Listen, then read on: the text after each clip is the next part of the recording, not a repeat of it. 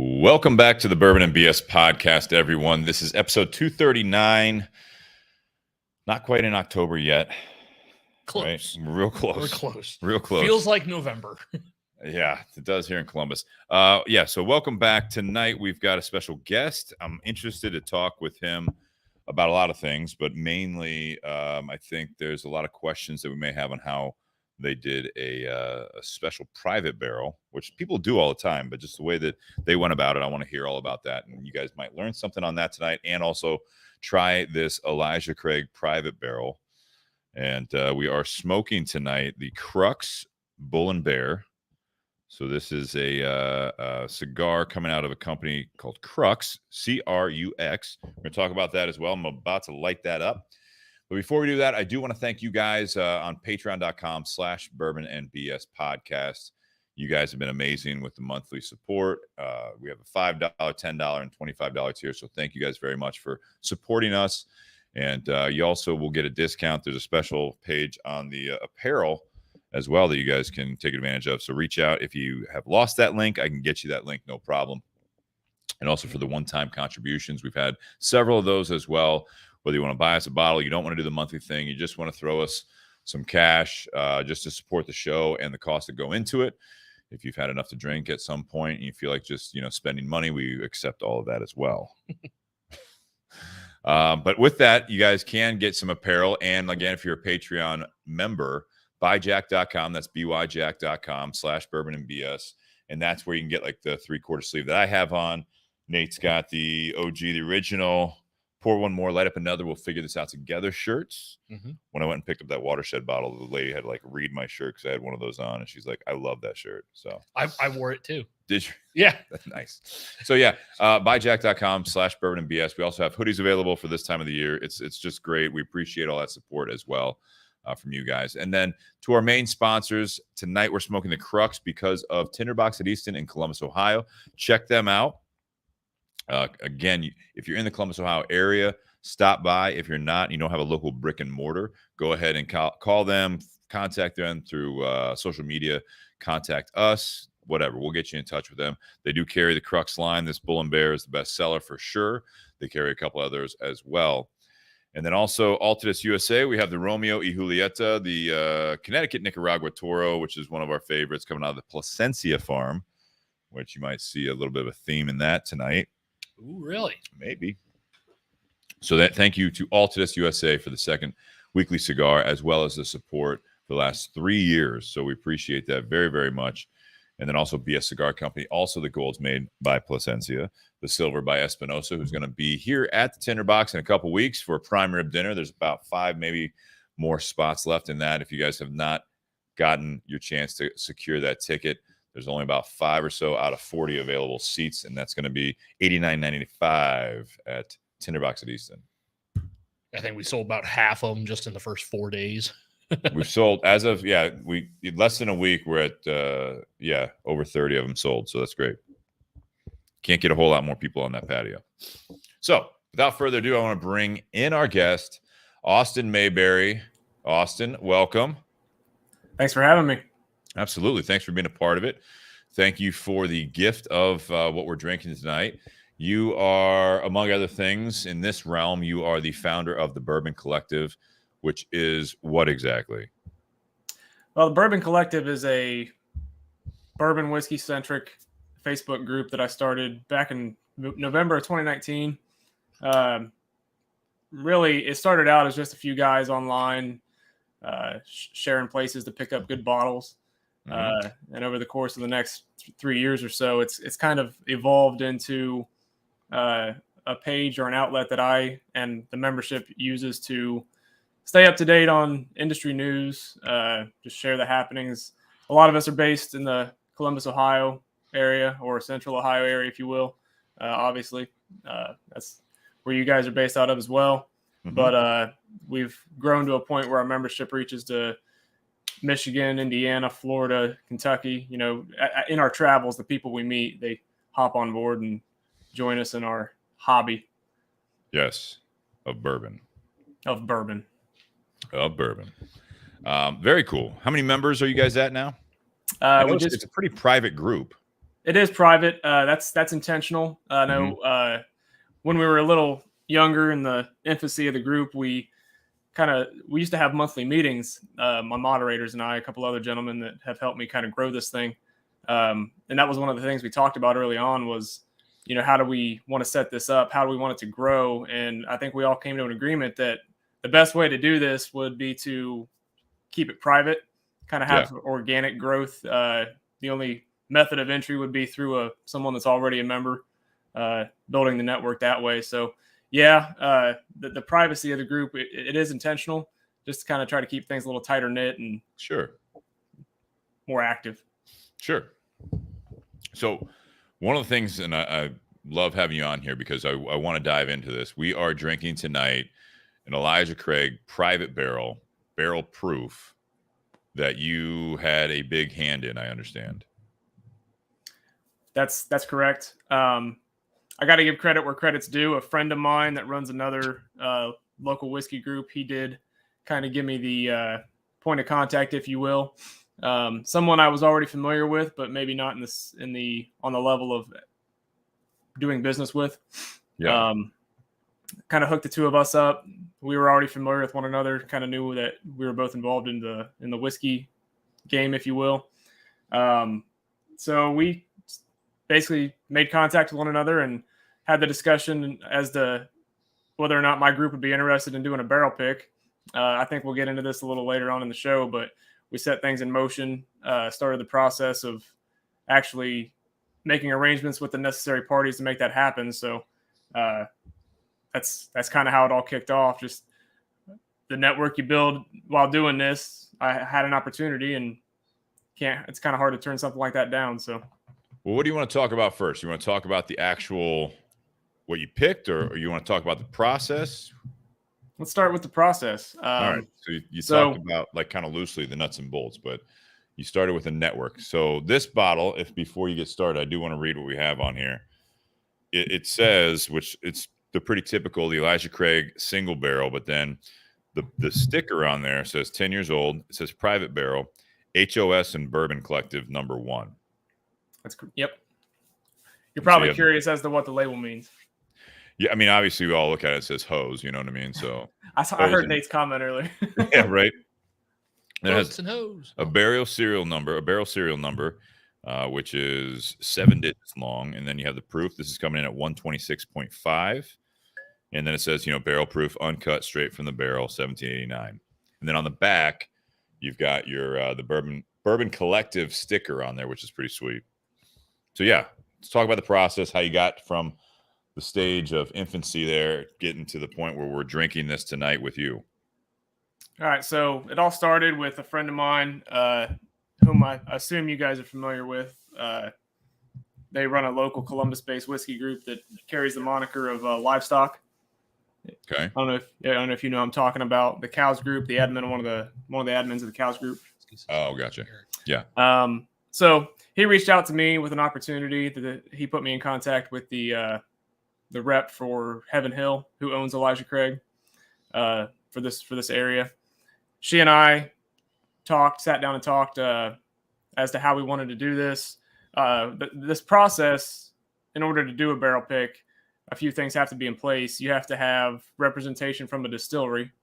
Her name is Ariana, the young lady I worked with on this one. And then you also have to have a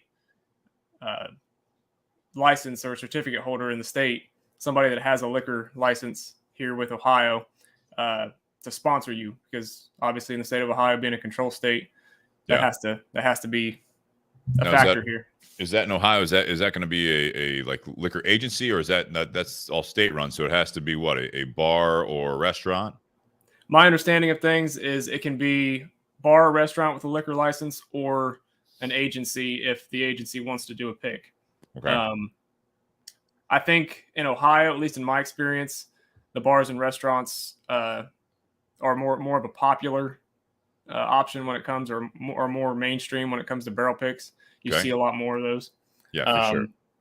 But the organization we worked with, if anyone's familiar with Union County, the Marysville area, there's a restaurant there, downtown Marysville, called the House of Spirits. Not hose. Not hose. No. Got it. A little more respectable. Fair. Yeah, so I sat down with the folks at House of Spirits, really nice people. They were more than accommodating. They were on board basically from the beginning on making this happen. We put together a group, a few folks from the House of Spirits, myself and a couple other members from the collective here. Mm-hmm. We went there, did some samples. The rep from Heaven Hill brought some samples over, and we tasted. I mean, where brought them over to where? We did the tasting right at House of Spirits. Okay, so that time it was basically they came to you or they shipped them to you. The rep from Heaven Hill, okay. She herself came with the samples. Got it. We sat down that night, tasted through the 4 samples that were provided, did some differentiation, some like this about this bottle, don't like this about this other bottle, and finally came to an agreement on the third of the 4 options, the one we're sipping on tonight. So, was there? I mean, did 4 options? It doesn't seem like a whole lot, right? You know what I mean? But obviously, the process before that, was it just blindly like, hey, we want to do this? We've got a group of 6, 7 people, right? You said from House of Spirits, and then yeah, our pick group was 5 people. 5 people. So you're like, do you tell them kind of what you're looking for? I mean, do you say we want something kind of bolder, spicier? We want something sweeter. We want something with certain notes, or you just say we want to do this, and they said, all right, we're going to bring 4 samples of what we have available to you at this time. What's that conversation? Do you know? I mean, I don't know who you said. House of Spirits kind of had the lead on it, obviously, but I mean, do you know the 4 samples? Were they just undetermined, or were you saying, hey, we want to go a certain direction, and that's what they brought? In our experience, there wasn't a lot of I guess standards or parameters set forward on the samples they were providing. Okay. I don't know if in other groups or in other selections that's present, right? But in ours, it was more of just they provide the samples. The samples they did provide, they varied quite a bit in terms of notes and characteristics of the bourbon. So there was, definitely some things to discuss and deliberate about amongst the pick team. But with an odd number, I've always been told anytime you do a pick, you want to bring an odd number of folks, so you don't tiebreaker, baby. Little tiebreaker. Tiebreaker, yeah. So like, did you get what was the vote? I mean, on this one, I mean, was it unanimous? Was this a 3 versus 2? Yeah, this was unanimous. Okay. Not nearly the drama I was hoping for. Yep. Of the 4, this was the crowd favorite. So, or you almost hope for like a 2-2-1 or 1-1-1-2. Well, you have to, then you have to narrow it down to the 2 majority ones at that point. Yeah. All right. So the samples were very different, which I guess that's probably a good way to do it, is that you kind of have that. I mean, I think for a barrel pick, you're not going to just you're not coming out with the Bourbon Collective whiskey. You know what I mean? Like, you're not like going to go back like, all right, I like number 3 the most, but I want something, something, can I have some samples based around what you have there in the profile? I mean, you guys were like, we're going to do this. This is the project. We're going to, like, number 1 is on it, so you can do more and all of this for the private barrel. I think there is some intention going forward, just based on the discussions I had with the restaurant, the bar, the potential for future picks to happen. Good. I was very thankful for the opportunity to do such what I feel is more of a high profile label in our maiden pick, if you will. So I was very appreciative of the opportunity to make that happen. For sure. And then with that, though, I guess let's go into this. This was the number 3. So you guys are all sitting around. This was the unanimous decision, 3 out of 4, right? That's what you said. Yeah. Like number 3, the random samples. Three of the 4 samples. Yep. Did they have the proof on it, or was it just pure blind? Like, we want to do a barrel proof, but you didn't have the proofs on it. It was just literally, blank 1, 2, 3, 4. When we did this, the information provided on the samples was actually pretty comprehensive.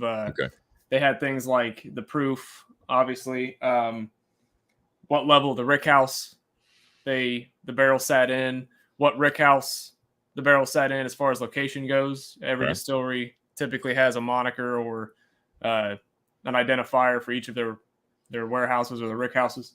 Mhm. And then obviously your age statement. We did know that going into the pick. I know a lot of folks like to go like completely blind and taste it, but that information was provided to us up front with each sample. So what was it that you liked about this one over the others? What are we drinking here? well, for me, the way I approached it, I think a lot of most members of the pick team would agree, as not only are you tasting for yourself, but you have to keep in mind whatever the yield of this barrel may be. In our case, I think it was, I'm trying to remember back, 104 maybe is what the barrel yielded.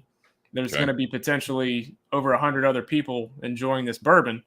So you kind of have to think, okay, are these flavor extremes as far as the profiles go, the nuances that you're getting off of this bourbon? Is this something the mainstream bourbon drinker is going to appreciate? So you kind of include or consider multiple factors when you're tasting. Maybe you're somebody that likes really extreme high proof stuff, but is somebody that's new or intermediate, and as far as whiskey goes, going to appreciate it the same way. As far as notes, I'm interested to hear what you guys think. I don't know how inclined you are to offer tasting notes and that sort of thing. I do have mine here with me as far as what I took away from this particular sample. Well, Nate, I'd defer to you first, just because you're typically more expansive on that. I'm more layman terms on this. Well, I definitely, and this is to be expected, definitely get a little bit more notes standing out the more I drink it. Yeah. Like, it's coming in at 126.5 proof. So obviously that first sip or two is going to kind of shock your palate a little bit. The nerves have been dulled a little bit. Yeah, a little bit. bit. Point is how that works. Yeah. But no, you have to pass that ethanol. Yeah. Yeah. This is a swisher. Not a swisher sweet, but it's something you might want to switch around the first time. Yeah. But no, on the nose, it doesn't come across like 126. I don't think. It, to me, I kind of get this nice toasted oak, almost like a burnt marshmallow on the nose. Okay.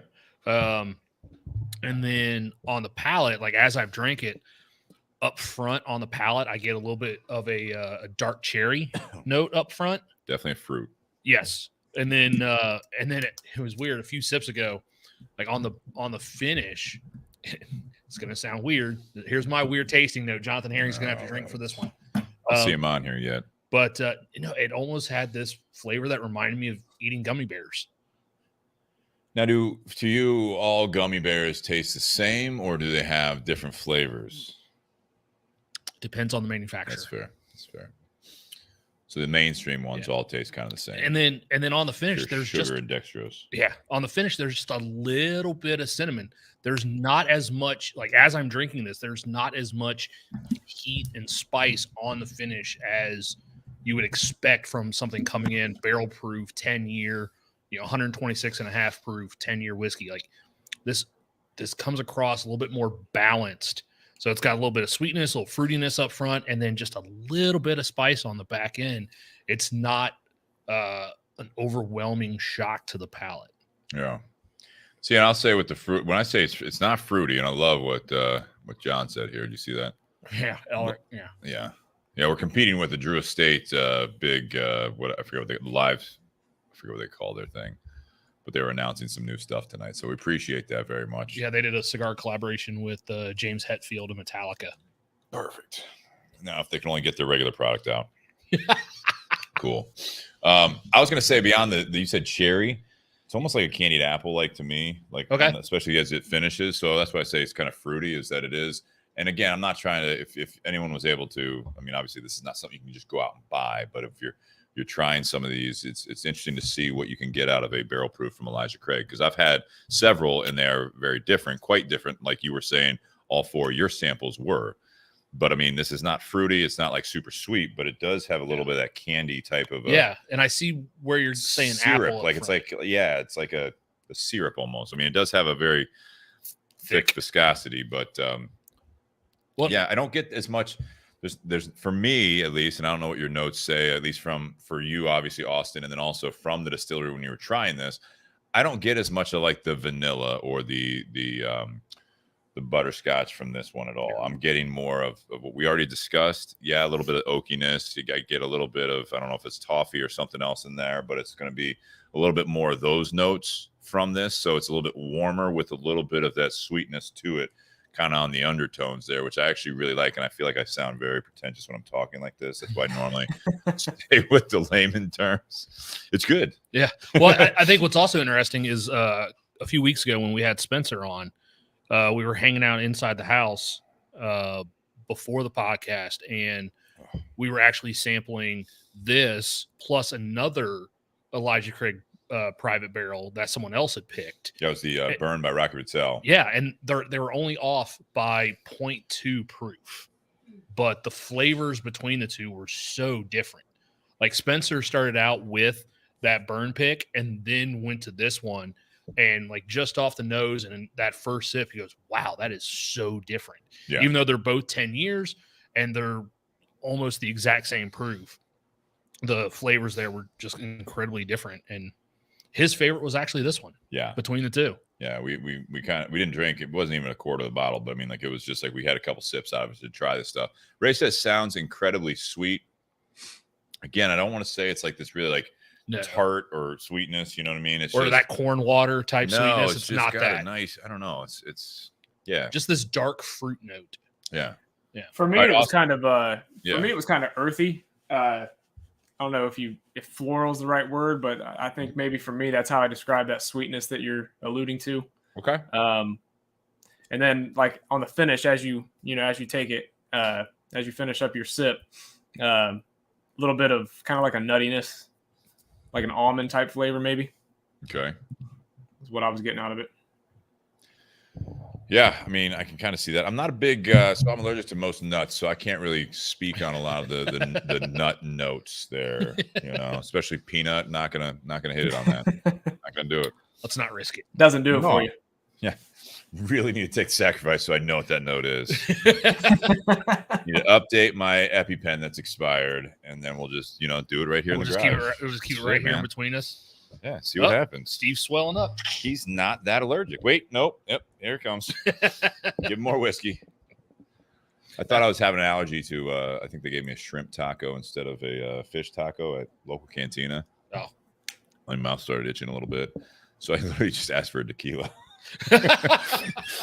Kristen's sitting next to me, never been around that. She's like, "Are you gonna be okay?" I said, "Just let me finish this tequila. It should take care of it." I think. So you don't do shellfish either?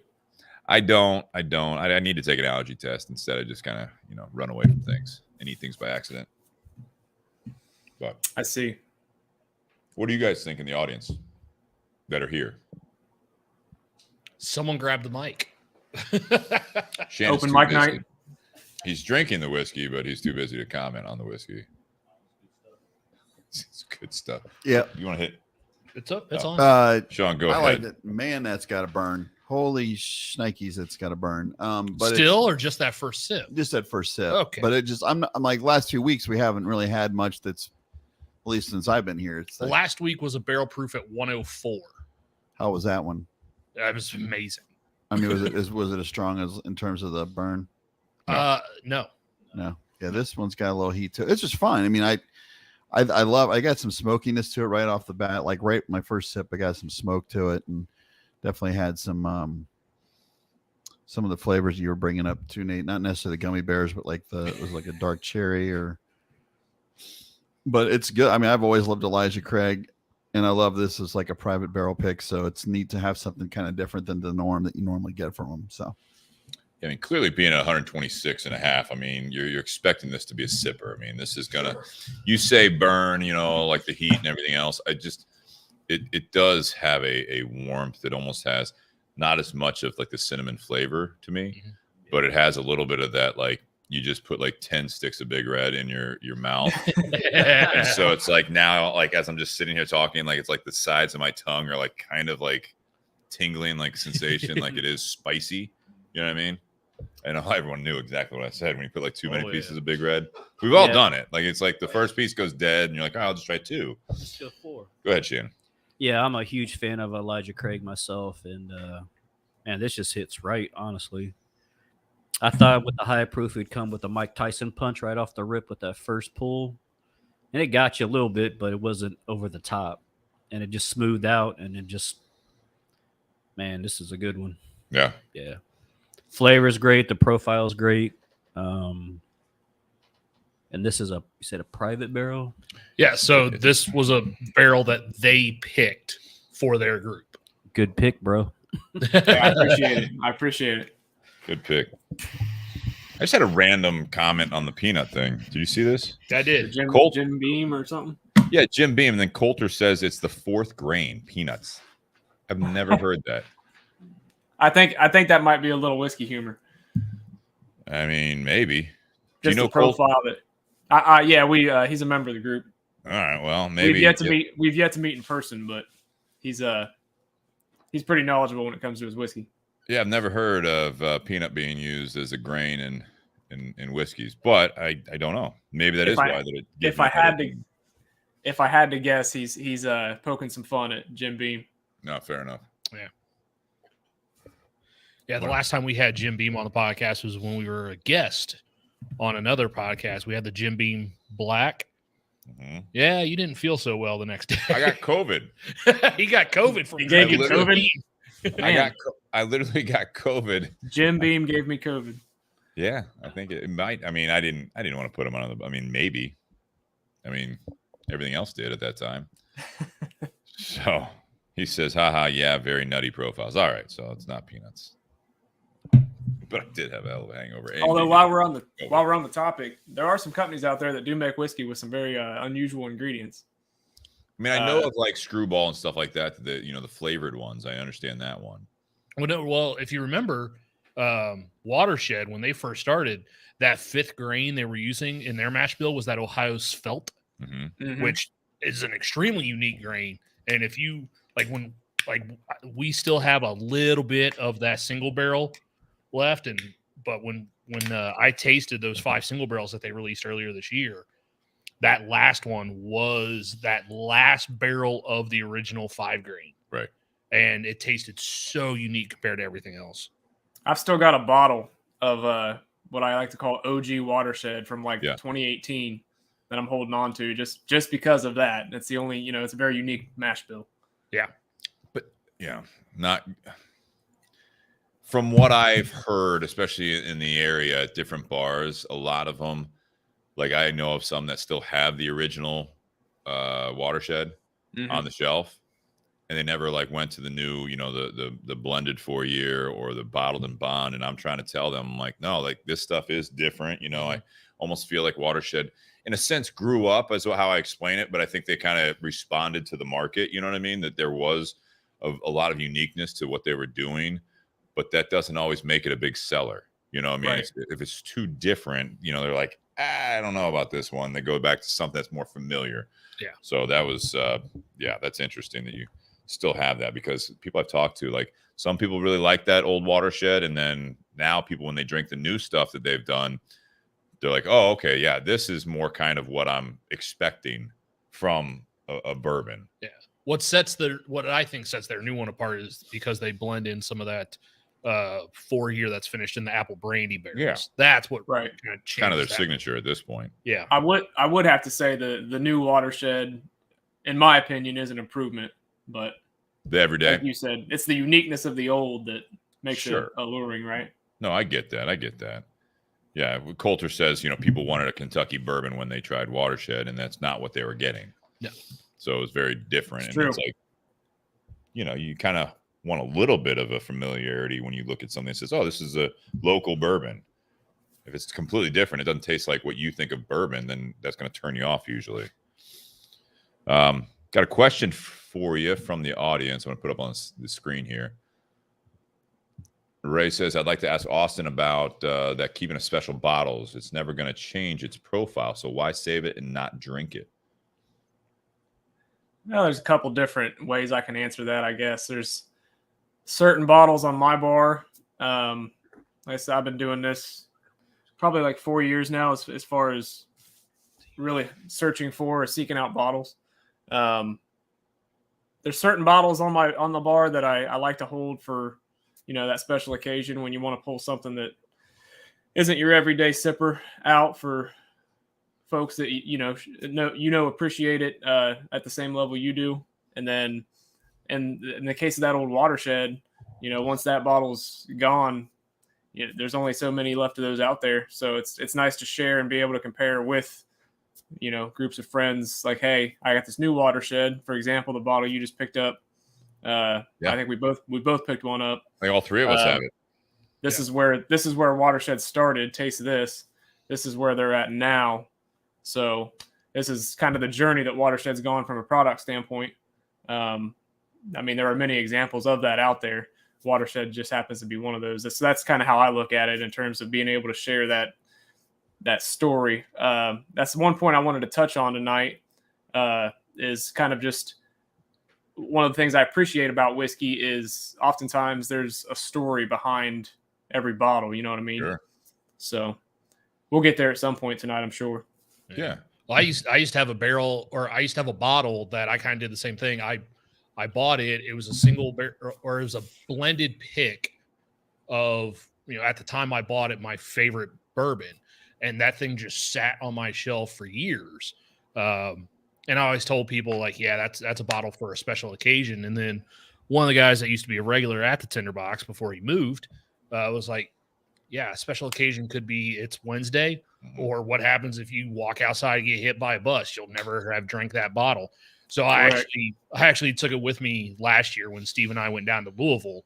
Yeah. And shared that with Steve. And like at first I didn't tell him. It was kind of like the blind pours that we usually do a lot. I didn't tell him what it was, but it was something, it was still that same company's product, but it was blended differently than their everyday product. And yeah, I don't think I've cracked that bottle since that trip. And that's the other thing too, is once you crack it, I mean, I'm of the opinion, everyone's got a different opinion of this, but like once you crack it and it's already hit the air, you can put a cork in it, you can do whatever you want. But I mean, there is a certain shelf life. I feel like it's going to change and eventually not for the better. Talking about like that Watershed one that we just got here. So to everyone, this is the third batch, if I'm not mistaken, of their 6-year bourbon. And we've had all three of them. We had Ann Dimmick when she was first on, and we featured that bottle, if I'm not mistaken, with her. And then we had a second one that I know I had, but I think I finished that right around the 10 event last year because I had Sean Anderson over here, who's a part of the community, and we, were sampling that, and it was like it just kept getting ticked down. You know what I mean? And eventually, that's one of the ones that I feel like now I wish I had maybe half a bottle, so hopefully it didn't really get too oxidized or whatever you want to call it. You know what I mean? But it's something that I would like. All right, so now this is the batch 3. How does this compare in a taste test to batch 2 or batch 1? It'd be nice to have those for those kind of fun, see the growth of what they're doing. Right. Because my memory is not going to be like some of your guys's where you remember what that batch 2 or batch 1 really tasted like. So you can tell me what the differences are now. Because I can't do that at all for sure. I actually took up the practice of keeping a tasting journal. Okay. Just so I can do that, once a certain product's gone or it runs out. Yeah. Yeah. Oh, and Coulter says they still have a few batch 2s at the distillery, so I might have to look into that. This was an interesting comment from the Bourbon Basement, watching on YouTube. Thanks for tuning in. Cardinal Spirits out of Indiana made bourbon with quinoa. So apparently there are some grains that I'm not as familiar with. I don't know what he says here. Oh, nitrogen backfill. Oh, it takes care of that. Hard to come by, but can really save unicorn bottles. Check out the Bourbon Basement on YouTube out here. Might have some tips for us out there. Appreciate that. Love seeing you back on here. Yeah, I don't know. You want to move on to the cigar? Or do you want to what do you want to do since you're on tonight, Austin? Talk about the cigar. Like I said, at some point, really, I just kind of wanted to share tonight what what whiskey is to me. The reason why I started the group. Like I said in the beginning, it started out as just some guys looking for good whiskey, but it's kind of grown into a network of folks, sharing industry news, just information, and also events. You get to a volume of folks where you have the support or the interest to facilitate events. We do things like an advent calendar during the holidays. Explain that for people who don't know, not Advent necessarily, but what you guys do for the bourbon side of it. Well, that Advent event, specifically the way we build it, myself and the folks that assist me with it, basically in our travels, it could be throughout the state of Ohio, wherever the road may take us. I know some folks travel more than others, but basically we try to acquire private selects, various different labels. And at the end of the year, what we do with that is we sample them out in 2-ounce, like beaker bottles, if you will. Yeah. As kind of like an Advent calendar in an Advent calendar format. And then last year we did 12. I think this year the plan is 24 separate calendar sets. So you'll have probably 25 or so folks taking part in that here in December. So that's kind of interesting. You got 12 different products from a private selected barrel that we're doing with that. I see the question you just pull up, Steve. Yeah. We are. I was actually speaking with Steve and Nate about that at the beginning. I do have a link, like I said in the beginning of the podcast. It is a private group, and I will look you up on Instagram, Bourbon Basement. That's on YouTube. Yeah, it's on YouTube. He shows YouTube. Oh yeah, follow me on Instagram. YouTube channel is trash by comparison. All right. Oh, okay. Bourbon Basement on Instagram. The Instagram is more well maintained. Yeah. Yeah, so we do things like the Advent calendar, group trips, distillery tours, auctions to benefit different folks when needed. I know when COVID hit, we did a benefit auction amongst the group where we basically came up with some money to provide to restaurants. You know, they got hit pretty hard during COVID, so we selected 2 restaurants here locally to provide some support to. Stuff like that, just kind of be involved in the community.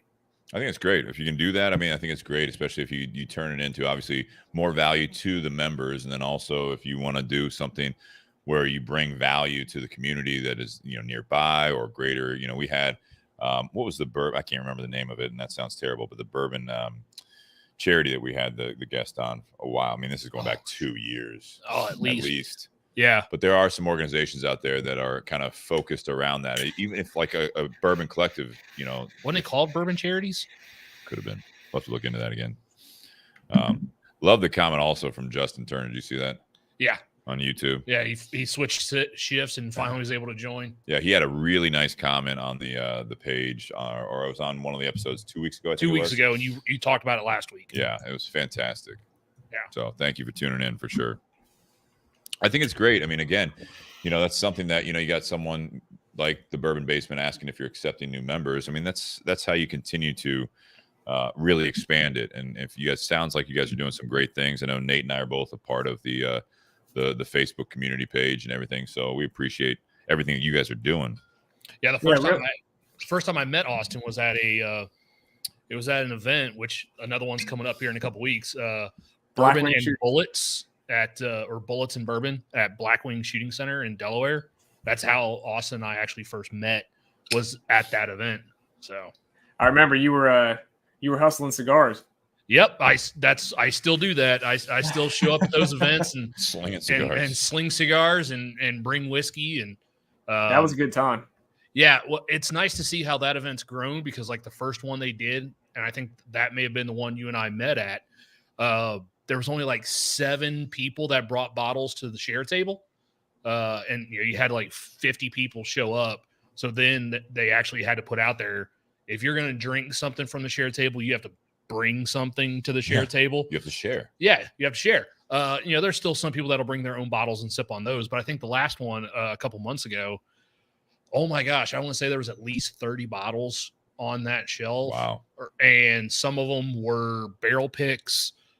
Some of them were stuff that we can't even get in Ohio. There was at least one bottle that I know retails for over $100. So a great way to have fun, kind of build that community, and then also a chance to sip on some great different whiskeys. Way to try different things after you shoot firearms. After you shoot, yes. Okay, you shoot. I was going to say, yeah, you shoot first, then you drink and smoke. I saw Ray's comment, not particularly in that order. Yeah. Yeah. Yeah. Thank God. Yeah. It'd be a whole different waiver you'd have to sign. I mean, No, a lot of paperwork on that the one. liability on the shootings. Yeah. Oh gosh. Yeah. They'd have to have someone on site there. Yeah. Um, Yeah. It's called an ambulance. yeah. And a whole team of lawyers.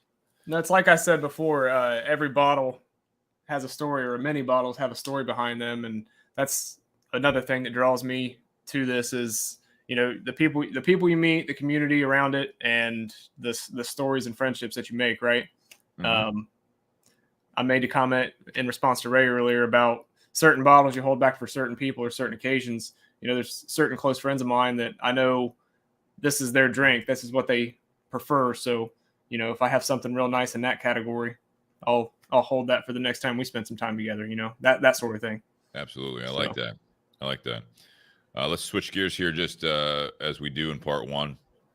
Part of it is obviously talking about the typical bourbon or whiskey or whatever spirit we might be drinking, but typically it is that. Looks like someone shared Lewis Key.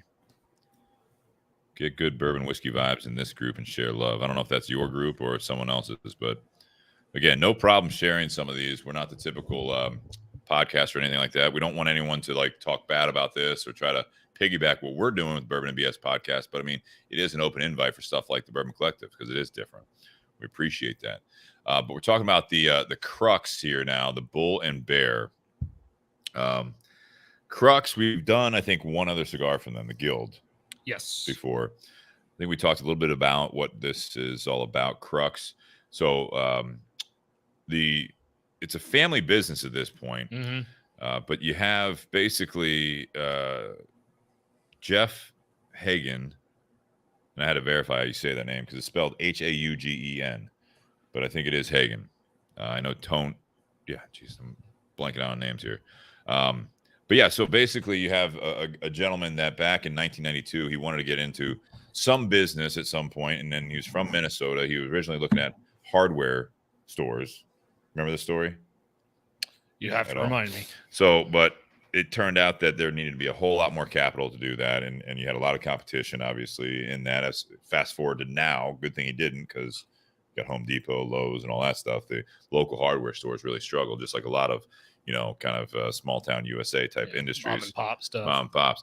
So they started a cigar shop in '92 up in Minnesota. Throughout all this, I'm not going to give the whole history of this because I do want to get our guy on here soon. If he's traveling, he's got a big territory. But we've talked about it. I was actually trying to hold off on this one because this is of theirs. This is one of my favorite of their staple blends as far as that goes. But they kind of summarize the story. Became friends with the Placencia family. And so there were times that the Placencia family would send, so Nestor Sr. would send Gustavo to work in Minnesota for up to 6 months at a time to learn the retail side of the tobacco industry, which is something that is not typically common, if you will.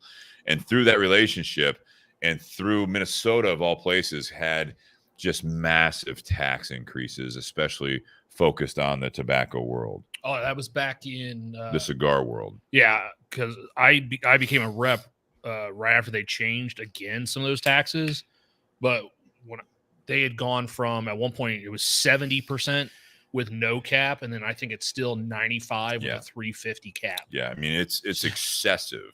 Yeah, on what they do up in Minnesota on this. So at some point, basically, this the Crux line launched in, I believe, 2014. So at some point, he wanted to stay in the industry.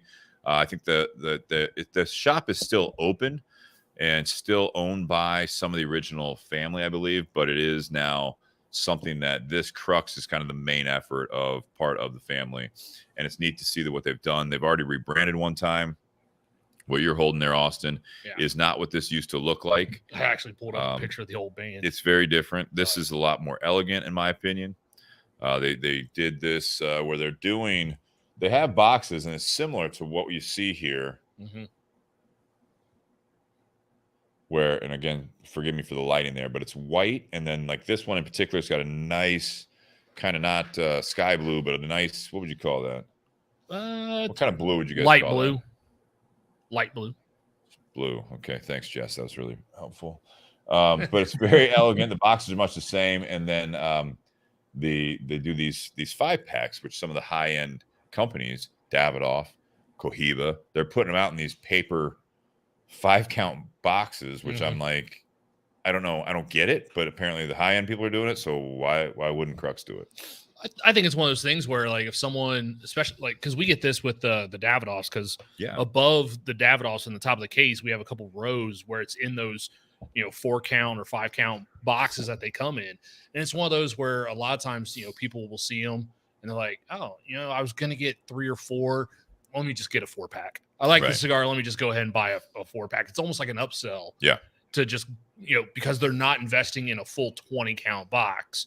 Like, I came in to buy 3, might as well just go ahead and buy 4, get the nice little packaging with it. Absolutely. And so part of the story, though, was pretty cool, because when they were doing it, that he kept thinking that he was like, running into these crossroads in life. And so when they were coming up with the name of the company, when they wanted to do their own cigars, they were looking at just dozens and dozens of different names, trying to come up with a company name, which isn't always easy to do. Like, Austin, even you with the group, the Bourbon Collective, there's so many different bourbon groups out there, bourbon publications, all that stuff. So you try to pick something that's a little bit different, right? Something that speaks to you, but also is something unique that's going to stand out. So they came up with Crux, which is Latin for cross. And so that's where they went with that, as opposed to something with your typical, Nicaraguan, Cuban, or something heritage. They went away from that and did Crux. And at first, like I said, the average or the bands were very different. They didn't look anything like this. They had a bit of a cross on it. They've pretty much gone away from that, and I think it was a wise choice, because it is, in my opinion, it stands out. It looks elegant. It doesn't look like a bundled cigar. It's a nice look to it. You've got even some uniqueness to it, where it's one band, but it almost is separated, so it looks like 2 connected by not only that gold coin looking thing up front, but also the Crux gold coin on the back. So you've got some kind of traditional things going on, but also very modern, in my opinion, when it goes on to this. Well, for this particular one, do you know what that logo in the middle of it is on the front of this band? Well, it's going to be a bear. So the negative, the blue part, is the bull, and the gold is the bear part. Yeah. So it's nice how they integrated the name of this cigar into that little design. That's exactly right. It is, like I said, I like it, and I forgot to look up why it's called the bull and bear. I can only imagine, but I don't want to misinterpret that, I guess. They used to have some other ones that were Weird. Yeah, I remember I smoked one when they were I was first in the industry, and it was a real thin, petite cigar, and it was called the Skeeter. Yeah, and it actually had like that skeeter bug that you see skimming across the top of a pond or something. Yeah, it had that on the band. Yeah, and that was, I mean, as I read into this, and again, I've not met Jeff, but it's something that they wanted to hit the market as a boutique with something extremely unique that would catch people talking about it. They come out with that, and they're like, why did this company come out with this? Because you're talking about it. Now they're more traditional sizes, again, more traditional packaging, if you will, with the current market. They've tried to look a little bit more high end. Obviously, working with Plasencia, so Jeff himself would spend a week or 2 at a time for a matter of months and months, and he went down to Nicaragua and worked in the factory, learned the other side of the industry, much like Nestor had sent his son up to him to see the other side. So you've got a lot of nice synergy there. I do like that. And again, he's not just half-assing this and just slapping on, a band or whatever onto something that he knows nothing about. You know what I mean? He went all in. This is going to be one of my favorites of the line. Mm-hmm. Again, coming from the Plasencia factory, which we do love on this show. And you're going to have, basically, it's an all Nicaraguan blend. They're not very specific, other than it's a Habano wrapper, which is a dark Habano wrapper in my opinion. Yeah, it is. It's a dark. It's not like the Oscuro, but I mean, you're pushing. I mean, any darker, it could be called a Maduro, in my opinion. It's like a Rosado Habano. Like, it almost reminds me a little bit of like a dark Sumatra type wrapper. Mm-hmm. We got Nicaraguan filler and binder in there as well. So, Austin, I'll put it to you, much like you put it to us on your bottle, your barrel pick. You smoke cigars. you're I would say more into what I know, more into the bourbon side of things, but you're learning more and more about cigars, which is one of the reasons I think you wanted to do this, which I appreciate. What are you thinking? You're inside your new man cave, which I love. But what are you getting from this cigar? So as far as the cigar goes, I think we talked a little bit at the shop when I stopped by. I generally tend to favor the lighter cigars. Like I said, it probably comes with experience or I kind of warned you about this. Practice. Yeah, you did say this was a darker cigar. So for me, this is like really earthy. I don't know, kind of gets like a spicy, really dark, almost like a cocoa-ish type flavor. Okay. Like I hear you guys talk. This is your opportunity to educate me a bit, I guess. Is you guys always talk about the retro hail, and that's what I assume is like that first breath you take after you exhale the smoke, right? So retro hail is actually a little bit different than that. So retro hail is, and if you haven't done it, you may not want to try it with this one necessarily, but it's a technique where, for those that are more on the bourbon side, which some of your group maybe, I know they're tuning in tonight. They may not be big cigar smokers. Some of them may be. You don't inhale a cigar, first of all. And so you basically, you draw it into the mouth or suck it into the mouth is the way it's like sucking on a straw almost. And you bring it into the mouth, and that's where you really get a lot of the flavor. Right. Typically, you'll just kind of blow it back out. It's not, people say exhale, but you're not really like, again, you're not inhaling it. So it's kind of like blowing it back out or just letting it kind of go back out of your mouth. There's a technique where you can transfer basically the smoke or part of the smoke to the nasal cavity by using, basically your tongue and pushing it up through there without it ever getting down into your lungs.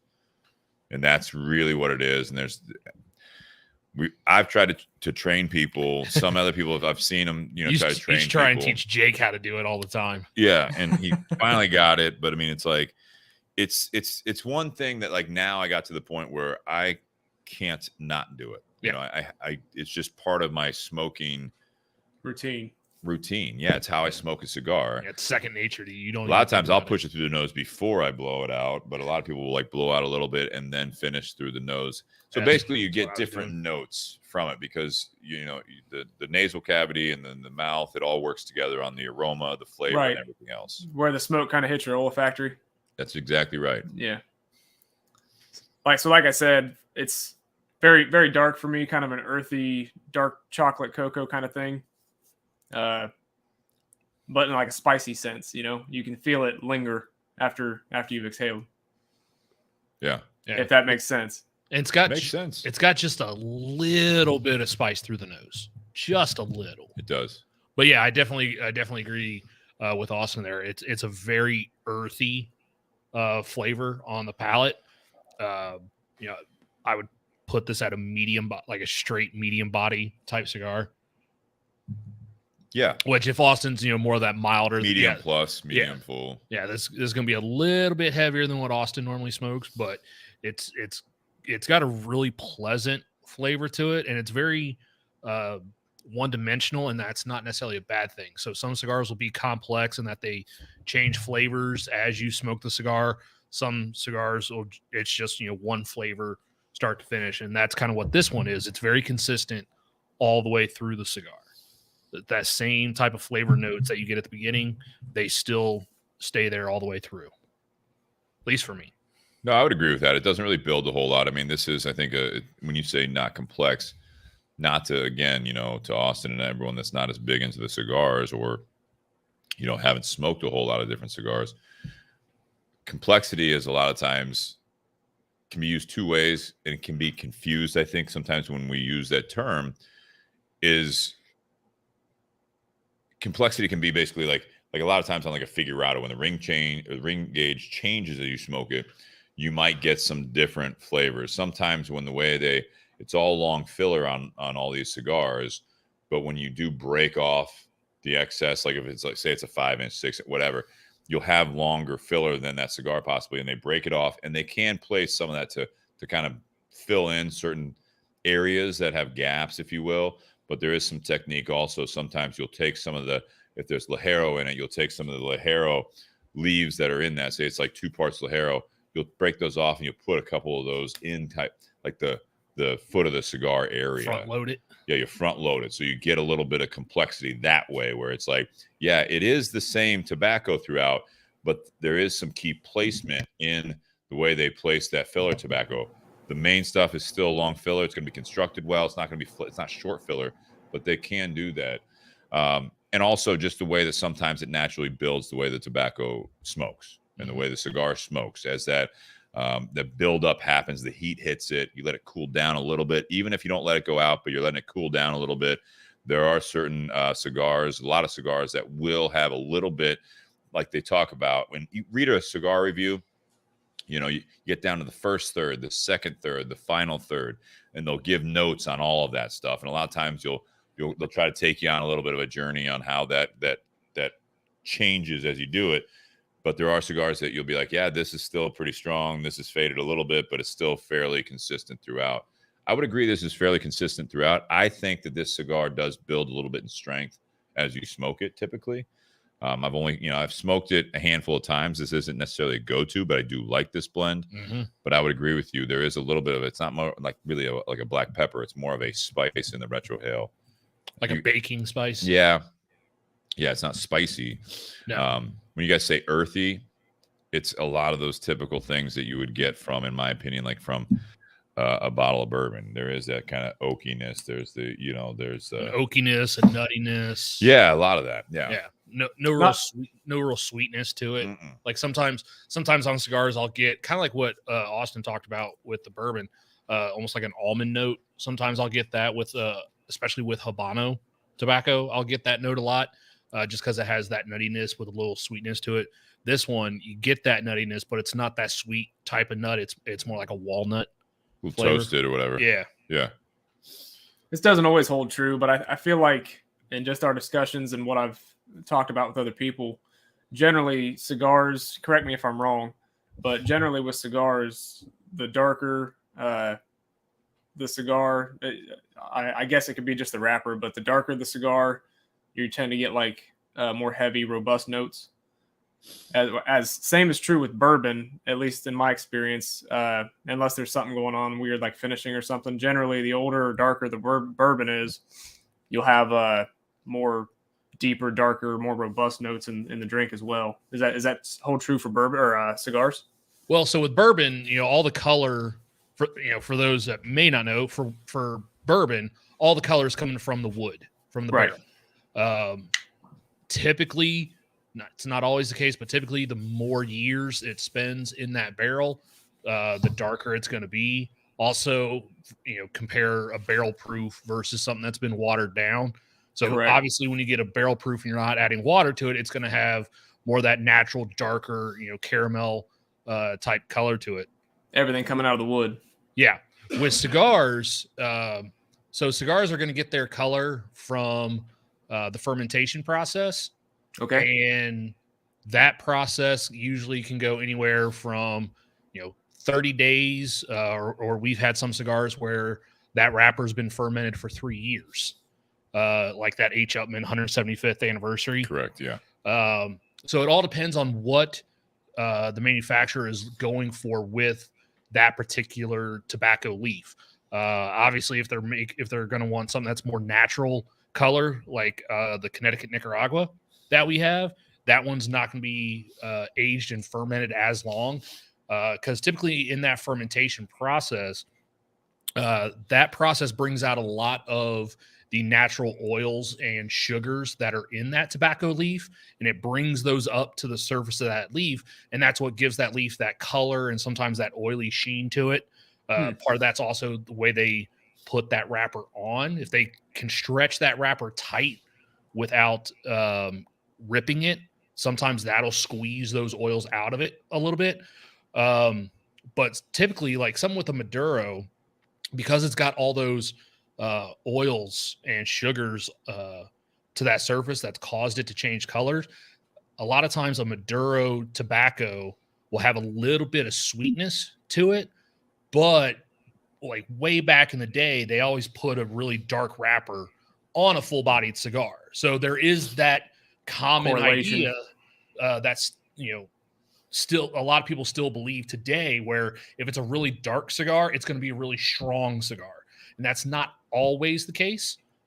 It typically is, because if you do have that more flavorful, sweeter tobacco, you can then put like some more Ligero or some stronger tobacco leaves in the filler to kind of bump up that strength and kind of hide that sweetness a little bit.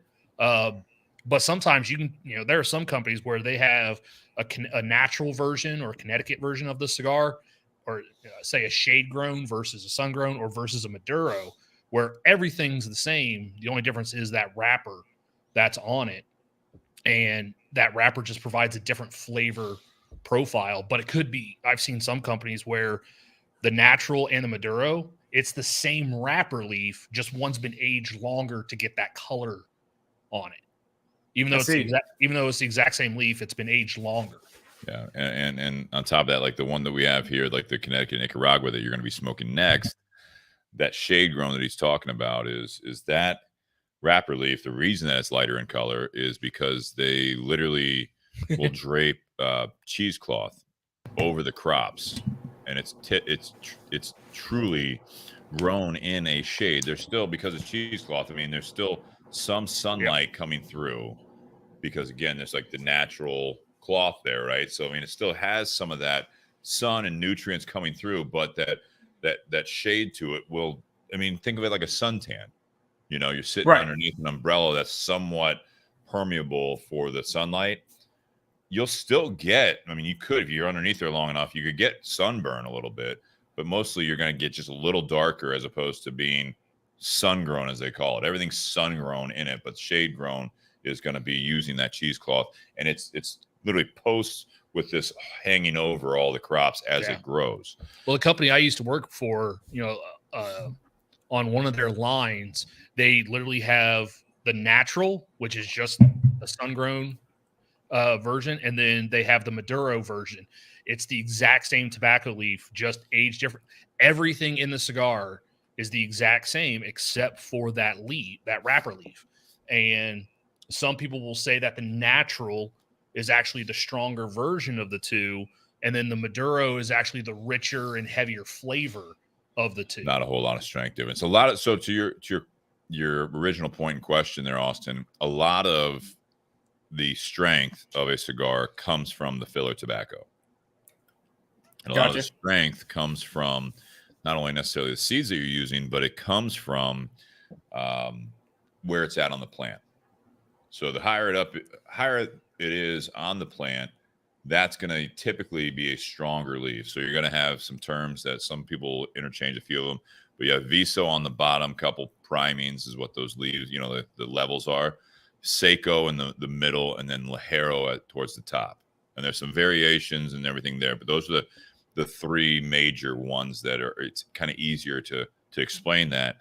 The bottom ones are going to be very combustible, but not as much flavor or strength because they're at the bottom of the plant. They get a lot of nutrients from the soil, just not a lot of sunlight. Seco is going to have, it's not the best of both worlds, but you're going to have a little bit of both, right? Because it's in the middle, it's getting a little more sun, it's getting a little of the soil.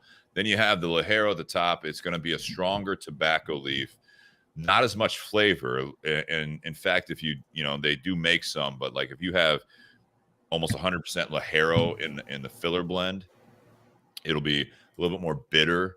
It'll be a very strong nicotine level, but it's not going to have that flavor typically for most people, which is why they try to blend a little bit of everything to make it stronger. You might do like 3 leaves of Ligero out of the 6 or whatever that you put in there. So it's like 50 to, I know the company that Nate was referring to, he used to work for, they did what, 2/3? So 70% Ligero. In the Ligero, the single Ligero version line, that was 41% Ligero tobacco. And then in the double Ligero, it's 82% Ligero tobacco. So it's tougher to blend that. So what you'll see is, and this is an interesting parallel where when I want to get to this, is that it's not always the case. It is kind of a rule of thumb. If you see a lighter wrapper leaf, typically they will blend that a certain way that you're going to be mild to medium. Not very typical that you'll have like an Ecuadorian Connecticut or a true Connecticut seed, or what we have in the Romeo here. This is Connecticut seed grown in Nicaragua, shade grown. You won't typically make that a Ligero bomb. It just won't balance. It'll be a interesting smoke that it won't sell most of the time. Right. On The way flip you market it to the customer. Correct. On the flip side of that, you can have a very dark wrapper leaf and still make it a little bit more of a mild to medium blend by using different Ligeros or different, filler tobaccos in there where you're not using as much Ligero. As a consumer walking into a walk-in humidor, I think it is pretty safe that if it's got a really dark or if it's got a darker wrapper leaf, you're leaning towards the medium plus. Beyond that, lighter, you're going to be on the medium minus towards the mild. I think that's a good rule of thumb, but it's not always the case. Mm-hmm. And to Nate's point, this is kind of a parallel to the bourbon drinkers out there. There was a time where that was the thought process that the darker the leaf, you're going to get a lot of people buying the cigars. It reminds me of the days where, as you guys were discussing the barrels and how that gives it color. Back in the day, if you remember the whole bottle and bond thing, Right. you'd have these people traveling across the U.S. and they would be using anything from tobacco spit to rusty nails, like all this fake coloring almost Your rectifiers. in that. Yep. There was a time, it's not as often, you won't see it very often anymore, but there was a time where you would have this just really dark, almost black wrapper leaf. And as you put it to your lips, you'd get it on your hands. All of a sudden, it'd be like, why is this coming off?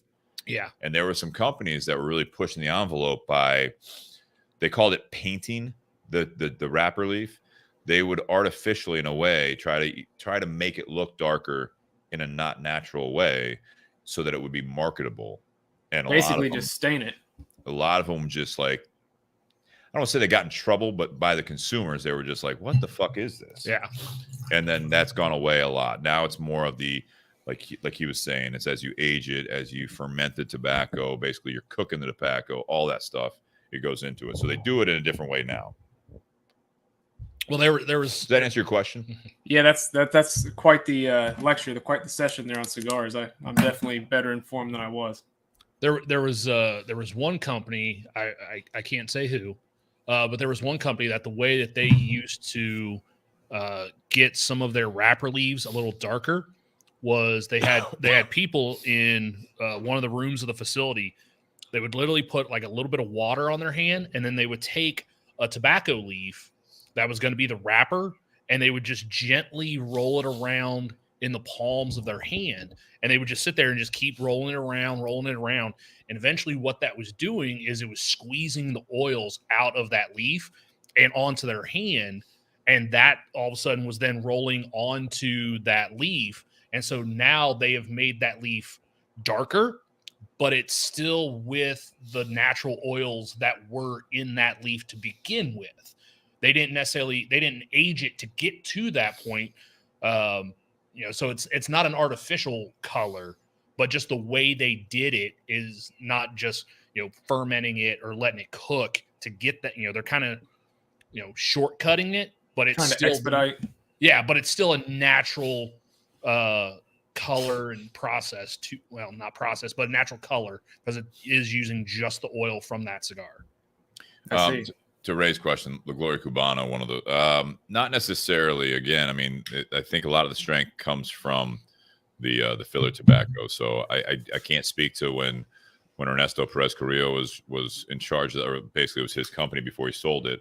I don't know what techniques he used. I don't know what they have a branch of one of the factories now that General owns that, and now it's under Ford's portfolio, but it's General Cigars STG. They have a El Credito part of their factory that does a lot of the La Gloria Cubana. I don't know the answer to that question, but I know that though, again, a lot of the strength is going to be coming not necessarily from the wrapper leaf, and you can have that conversation all day long with different people in the industry. Yeah. What gives it more flavor, but what gives it more strength is typically going to be the filler tobaccos, which is the majority of the cigar. Mm-hmm. Any other questions, Austin? I mean, that was great. You muted yourself. We got you muted here. There we Sorry, go. I hit the mute button on my mic. No problem. That was a lot of discussion around cigars. Like I said, it's something that's newer to me than perhaps the bourbon thing is, but I definitely appreciate the insight, and I look forward to continuing to learn more. Well, before we go into our ratings, Austin, I wanted to ask you a couple follow-up questions about the barrel pick process for this bottle. Did you and your group have to like buy a barrel, or was it based on it selling first and Elijah Craig gets their cut, or how does that process, like, how do you just go and get your own private label bourbon? So the state of Ohio actually determines the number of barrels that are going to come into the state every, I assume, fiscal year. Basically, they set that number, and then it's up to the distributors, the distillery reps to work out where those barrels get allocated to, right? So these reps have barrels that they have to sell, and they make their points of contact with whomever their network is. So the barrels are already allocated to the state. It's just a matter of the distillery reps and the distributors working out who's going to receive them. So once we had that conversation and determined that we were going to move forward with purchasing a barrel, we identified a license holder, a liquor license holder, in this case, House of Spirits. And then from there, there's some paperwork you got to fill out with the state, identifying who you are, who your sponsor is, what they call it. In this case, it was the restaurant. And then you basically just tell the state, we're purchasing this barrel from, you're actually purchasing it as the customer. Myself is purchasing it from Ohio Liquor, an agency, but you're purchasing it from Heaven Hill. And then you basically just tell them, once this has been bottled and shipped to the state, it goes through, I think they call it bailment. Basically, the state receives the barrel, all the product in bottle with the barrel, and it goes to the agency you designate it to. And then from there, you go to the agency and purchase it like you would any other product. In our case, it was, I think I said 104 bottles. Yeah. And then we ended up splitting that evenly. Half of those bottles went to myself and the group. And then the other half, you can actually go to House of Spirits right now in Marysville and get a pour of that bottle you have sitting on the table there with you. Nice. They have it on the shelf there for tasting. So that's kind of how the process works after you determine that you're actually going to move forward with purchasing one. But it doesn't just sit with the liquor agency. You basically have to commit to the entire 104 bottles. That's like, right. You guys are going to do that. So like you and the group, basically someone's got to come up with the money for that half Right. of the barrel. House of Spirits saying we're going to have the other half. And basically, I mean, do you go and get them all, or do you just basically send people to that liquor agency? It's like, if you want those, you get them, or is it just doesn't really matter? Well, it's kind of funny because you can, there's a way you should do it, and there's a way that people do it. If you get what I'm saying. Get it. Per the policy or paperwork, basically the product arrives at the agency, and yourself, the restaurant, the private customer, the purchasing group, whatever it may be, has 24 hours from time of receipt to get to the agency and take it, because that's a lot of inventory for an agency to hold, right? Oh, 100, yeah. Right. So you're talking, depending on the product, anywhere from $6,000 to upwards of $15,000 worth of liquor that's arriving on a truck. They don't want to hold that inventory over long. But basically, you'd go in and purchase it just like any normal customer. In our case, it was more of everyone was prepaid.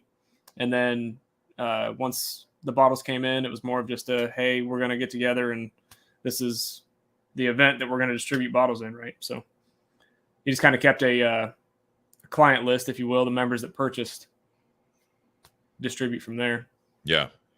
And I guess technically, I mean, I know, again, the way you do it, I mean, obviously you could collect all the funds and be like, all right, I'm going to pick up this many bottles and I'll give them to you guys. But yeah, in the effort of not reselling technically the bottles, it's right. It's kind of a workaround. It's I can't say it's 100% to the letter per the policy, but that's how I've done it up to this point, and many folks that I'm familiar with have done it. So I think that's the way to do it, because I mean, again, as long as hopefully with a little bit of goodwill. I mean, you're buying it, you're not reselling it for profit. Right. You're basically that's the big part. You're not. You can't be out there. Yeah, you can have the 52 bottles down in your man cave, and then it's like, all right, well, let me know, I can ship it to you, or you can stop by, pick it up, whatever. Well, the shipping part's a big gray area, because technically in the state, the shipping part's not necessarily legal in Ohio. Right. So it's more of hey, either we get together in a formalized scheduled event, or you come to me kind of thing. So I got you. And for people that's tuning in, like Sean Anderson, so in Ohio, you can't just buy a barrel directly. Yeah, that's kind of, we covered it a little earlier, but that's typically what he was just summarizing there, is that no, because it is a state-run liquor department, there are different hoops you have to jump through. You can't just go, like, you can't contact just Heaven Hill as a consumer and be like, hey, I want to do this with a group and work that angle. You have to have, like you said, the sponsor, which is a liquor agent or liquor license holder, and that's how you go about it. So that's, yeah, I mean, that was good questions. Basically an extension of the state, your liquor license holder, right? Yeah. And you can't make profit. That's the big thing. Like, you can't be out there making money on it. Yeah, you want to keep it off the secondary. Yeah. And what did, for the consumers, what did this bottle run? This bottle was $90. So $90. So, so basically that was product, and then the printing of the labels and all that. So yeah. So your group got half of so your group basically got 52 bottles, and House of Spirits got the other 52 bottles. That's what he said, yeah. And the split ended up being like, I have to look back at my records, but like 45, and the other remaining bottles went to the restaurant. Okay. So, but like you had to have, so you said your members prepaid for the bottles for the most part. So you basically had to have that money up front to purchase your share of that barrel. Correct. So you walk in to the liquor agency, and they kind of look at you funny when you come in there and say, hey, I'm here to pick up 45 bottles of this product, and the bill's 4 digits with a comma. So you know what I mean? So yeah, you're looking at close to, about $4,000. Yeah, it was just under 5, I think, for this pick when it was all said and done. So, but again, you have to have the House of Spirits. They're committing to even more than that. So I mean, you have to have someone that's going to want to have their own thing and share it as far as the label goes. So that's that, and obviously a place like House of Spirits has the venue to recoup their expense. So sure. I want to round out part 1, unless we have anything else. There is Bobby Crow out there, saying, it's just money. Yeah. Well, you got to do it in a smart way that everyone can do that, especially when you're doing a group. So, it's cool that you did this, and I've learned a lot about it. And I know Nate does those good questions, because again, if anyone out there is, especially in Ohio, those are some ways to do it. And then you can always join the Bourbon Collective, or try to reach out to Austin and see if you can get on there, or just if you have any questions. Because I mean, again, this is all about sharing. We appreciate you doing that. There has been talk about doing like a bourbon and BS barrel pick. It's just a matter of doing all that's a lot of legwork, obviously. And I'd love to be a part of it, and if there's anything I can help with, I'm always open. So appreciate that. So as we round out part 1 here, we do ratings on what we're drinking, smoking, and how they pair. So the best is 10. It's out of 10. And you do a rating out of 10 for the whiskey, for the cigar, and the pairing. So 3 different ratings. And Austin being the guest, I'll start with you. As far as I'll start with the cigar. As far as the cigar goes, I already gave some notes and stuff that I pulled off of it. Rating wise, like I said, I'm newer to the cigar thing. I think it's a little on the heavier side from what I'm used to smoking. I'd probably give it just a little bit above the middle of the road. 6, in between a 6, maybe a 7. Okay. On the cigar itself. The bourbon, I guess I'm a little biased, but Elijah Craig Barrel Proof does happen to be one of my preferred labels, preferred bourbons. I'm gonna go like a 9 on the bourbon. Okay. Just because it's a little sentimental, and B, it is that particular product is one of my favorite sippers. So together, I think they complement each other well. Like I said, the Crux is a darker, more robust cigar. The bourbon is much in the same way, kind of a heavy drink. So it is. I think they go well together. Good. What was your number for the pairing? I'd give it a 7.5. There you go. All right, Nate, how about you? So on the whiskey, that clicking noise is whatever Austin's clicking in his hand. I think it's a pen. Oh, I'm sorry, guys. That's fine. That's his tick. Just click, click, click. Yeah, it's a stinking stick. There you go. No, on this bottle, this is a really good one. This is, I think, probably the third or fourth different Elijah Craig private barrel strength that I've had. I think we've still got a little bit of another one that's on the shelf there.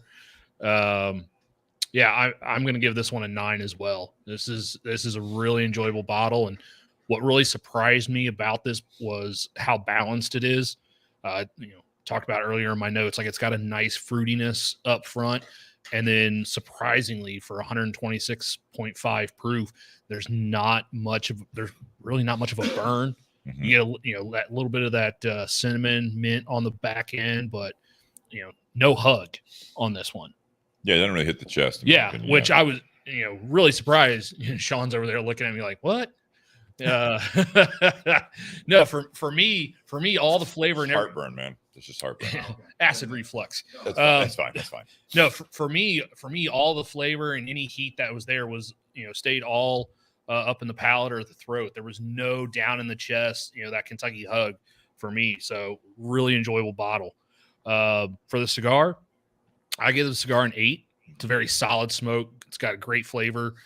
This was priced $10.95 on the shelf. Yeah, it's around 11. Yeah, $10-11. I think it's a really good cigar. They call this the Robusto Extra. It's a 5.5 by 55. So, good ring gauge, good length, good smoke. I like the flavor. Just a well balanced cigar. As far as the pairing, I give the pairing an 8 as well. I think as you smoke this cigar, and it could be just getting used to the whiskey, but smoking the cigar and then going back to the whiskey, it actually makes this 126 proof bottle actually taste a little bit sweeter on the front for me. But it kind of brings out a little bit more of those caramel notes that I wasn't getting initially before I lit up the cigar. So I think they pair pretty well together. Yeah. Sean? Yeah. For Elijah Craig, it grew on me at first. I think the initial sip was a little much. A little shock. A little much, but as I kept drinking for your first drink. Yes. Yeah. It's as I kept drinking it though, I started getting more of the flavors, and I really enjoy it. Have you guys put any water in yours at all? I haven't. I might in the next one. Okay, I'm thinking about doing the same. Because we drink a nightcap all night. But I'll give it an 8.5. I mean, the flavors are excellent. It's very strong, like good flavored, very, I don't know, like mature, you could say, bourbon. It's just in 10 years. I mean, it's got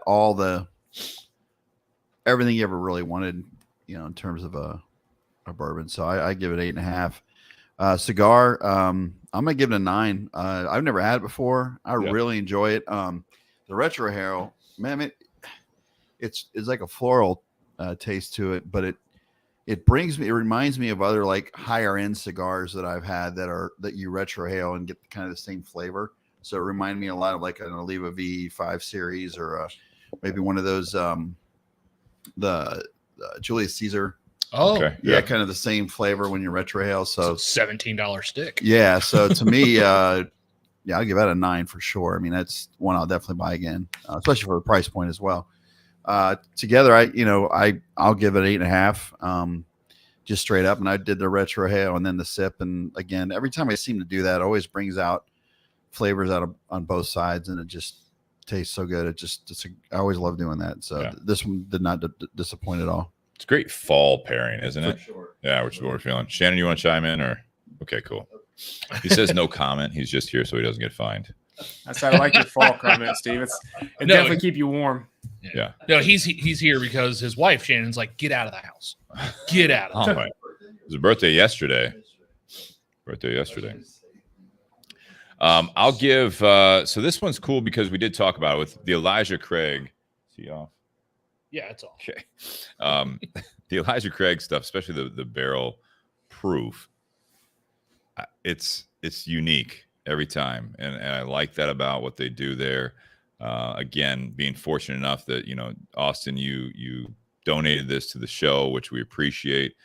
He kind of did that as a surprise because I reached out to him. I was like, yeah, let me know how you get a hold of this bottle and all this stuff. And then time just passed, and the next thing you know, I'm like, I missed it. That I saw it was like sold out, and I'm like, all right, whatever. And then I get a package in the mail, and not that he shipped it, but I got a package in the mail, and He put it in a box and put it on your doorstep. Yeah, okay. Yeah, I was just in the neighborhood, right? Hand delivered it. But yeah, and I opened it up and I saw it and I reached out to him. I'm like, dude, thank you so much. Like, how much do I owe you? I thought you were sold out. He's like, no, it's my gift to the podcast. So I thought that was really, really, really, really generous of you. So we appreciate that and love having you on. This is a great pick. I mean, it's the whole process is fascinating to me. I would have loved to be able to compare this to the other 3 samples that you had. But I mean, depending on what they were, saying that they were all so different, again, it speaks to the level of what I'm saying is the different Elijah Craig picks that I've had. They've all been very different. I've had some that are just the normal, what is it? 93, 94 proof, like the normal. Yeah. I've had those that have been barrel picks at that strength. I've had the barrel strength like this, and they're all very different. And the ones I've had, I've been impressed with, and this is no different. I'd give this, I'd give it a 9. I'd be with you. I was going to say 8.5 to 9, but I'll give it a 9 because again, you guys doing this, and this is, your group's first time doing this. It's just a really enjoyable, and I call it a nightcap. I mean, this is a sipper. It's got some warmth to it. Not as much, like to Nate's point, it's not going to give you the sternum level, like it's not hitting you down here as much. A lot of it is staying up north, I think, but it's very enjoyable. And I think it to Sean's point, after your first initial sip, once you get your palate acclimated to that proof, it's just really enjoyable.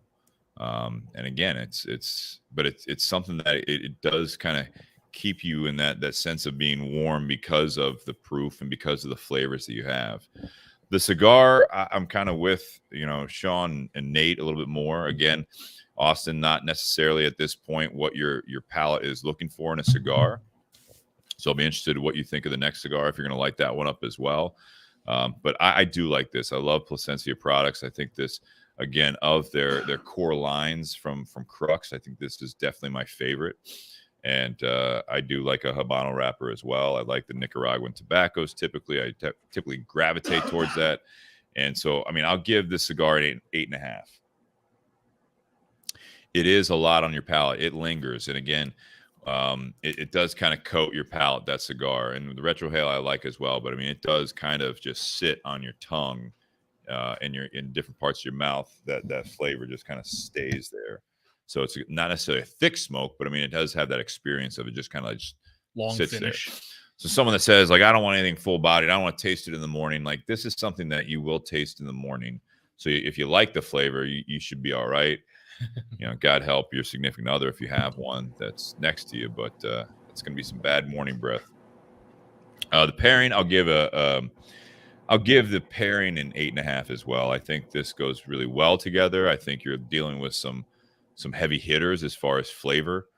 The bottle and the cigar, they do well together. And again, to Sean, what he was saying, if you take a sip first and then take a draw, you take a draw and then a sip, it's a little bit different experience on both sides of that, but they're both for me, they're both very enjoyable.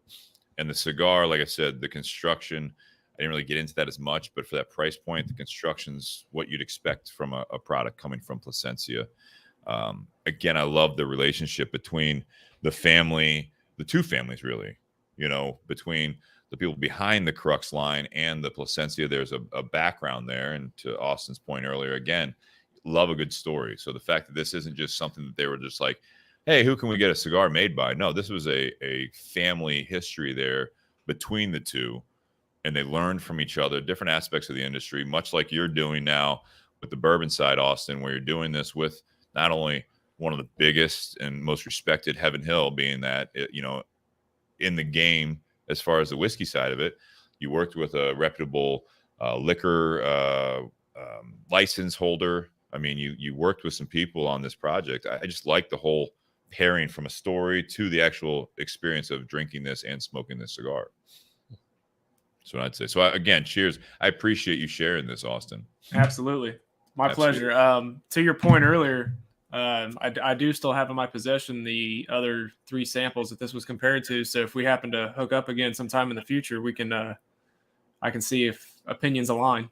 That'd be really cool if you're willing to share that. So I appreciate that. Okay. We're going to roll into a quick intermission for those that haven't listened to the show live. If you're listening on the audio, make sure you click to part 2. We're going to be how did we word that? Follow your passions, I believe. Yeah, follow your passions. And that's something that Austin suggested. So I appreciate that suggestion on that. We'll get into a little bit more of that. Do a quick intermission. I do want to thank our sponsors before we exit out of here. You guys on patreon.com/Bourbon and BS podcast, and also Venmo @Bourbon and BS. If you guys feel so inclined to support the show, we appreciate everyone that does. It helps us keep this thing going, streaming it, and posting everything. I do want to thank also Tinderbox at Easton for the Crux Bull and Bear. Great cigar. If you guys are just tuning in live now, make sure you listen to part 1 on that one. And then also BS Cigar Company for the Gold and Silver. Altadis USA, we got the Romeo Julieta, Connecticut, Nicaragua. We have smoked that several times on the show. It's one of our favorites from them, also from Plasencia. So again, kind of a common theme, like I mentioned. So thank you very much. And if you guys are looking for it, including the hoodie that I just put on, Sean Anderson, it is getting colder. It's almost 50 degrees. But this is available along with other swag at buyjack.com/Bourbon and BS. If you guys want to grab some of the BS or the Bourbon and BS podcast apparel, all on there as well. So guys, cheers. Happy Whiskey Wednesday. Stay tuned for part 2.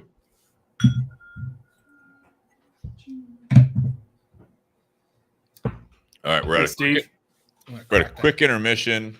What's that? I'm going to crack that garage door. Lower it a little bit. Do you want to relocate, like you said, or are you going to stay down there?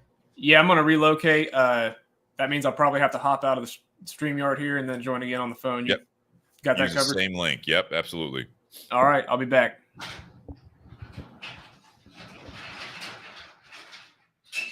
Got some great comments out here. Sean Anderson's drinking, it looks like Old Forester Rye and BS Silver, or that's just something he says is going to keep him warm. And Sean, you said, like Sean Anderson, don't like whiskeys that don't bite back. I think you'd like this one, honestly. I think, if you like it, because again, it's not necessarily a light whiskey, but it doesn't necessarily really kick you like some. There's no shock value there except for that first sip, I'd say. Especially, like Sean Wilkinson in the garage, Did you have any whiskey before this? No. Yeah. So, I mean, to start your day with this, you know what I mean? This is not necessarily a lunchtime whiskey, if you will. This is something, unless you just had a hell of a morning. Well, yeah. and based on what is that? That's Listerine. That's what you smell.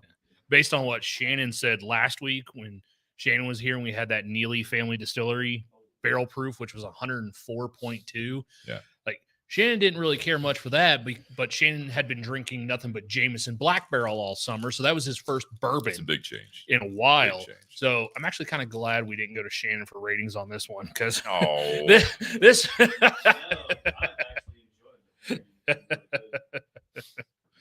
I'm gonna be.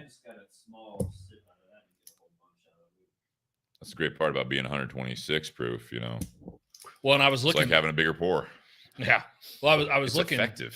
One of the barrel or Elijah Craig barrel picks that we had a few months back, which was picked to blend with to pair with a very specific cigar. I just looked at that label. That one was 127.0. We still have some in there? No, it's gone. Gone. She gone. Got a little bit of the Rocky Patel burn one. Yeah. No, that one was that was a 2-bottle gift and night. That was Doug Sifford. With the McFly. That's right. That was a very, like I said, they specifically picked that one to pair with that cigar, and they actually went really well together. But I do remember that one being a little bit more spice, bold, in your face type of flavor to it. Just different flavors for sure. Sean, that Three Boys Farms that you brought, that stuff was amazing. Next year, Jess and I have already been talking about it. Like, we're going down to Lexington for the Land Rover Horse Show next year. We haven't been there in a few years, obviously with everything they had going on the last couple of years. But we're going back down there next year, and she's already planning. She's like, what distilleries do you want to go to and stuff like that. And I was like, well, there is Three Boys Farm somewhere down there. And then she had mentioned, she goes, I really want to go to Starlight. And I'm like, all right, let's go to Three Boys Farm. Let's go to Starlight. And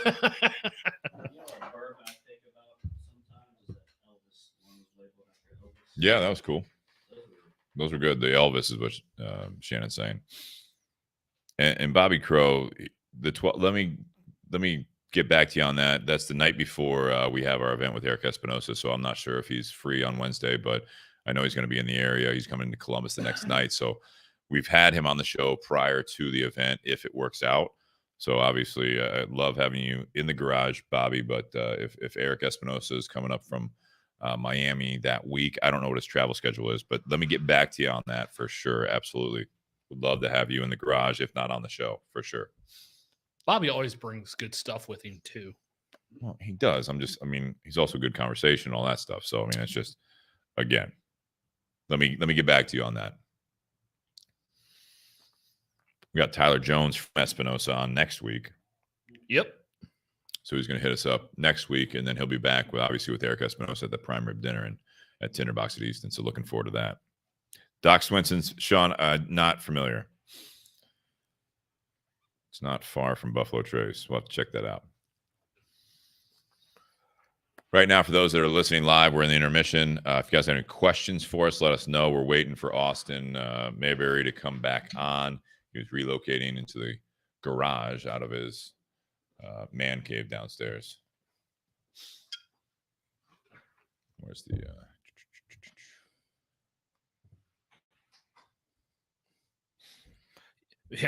Yeah, Bobby Crow, no offense. We are a bourbon and cigar podcast, and he owns a cigar company. So love you to death. Don't get me wrong. It's just Eric's a bigger draw. Yeah, yeah. So. Well, Eric is Cuban, so of course he likes rum.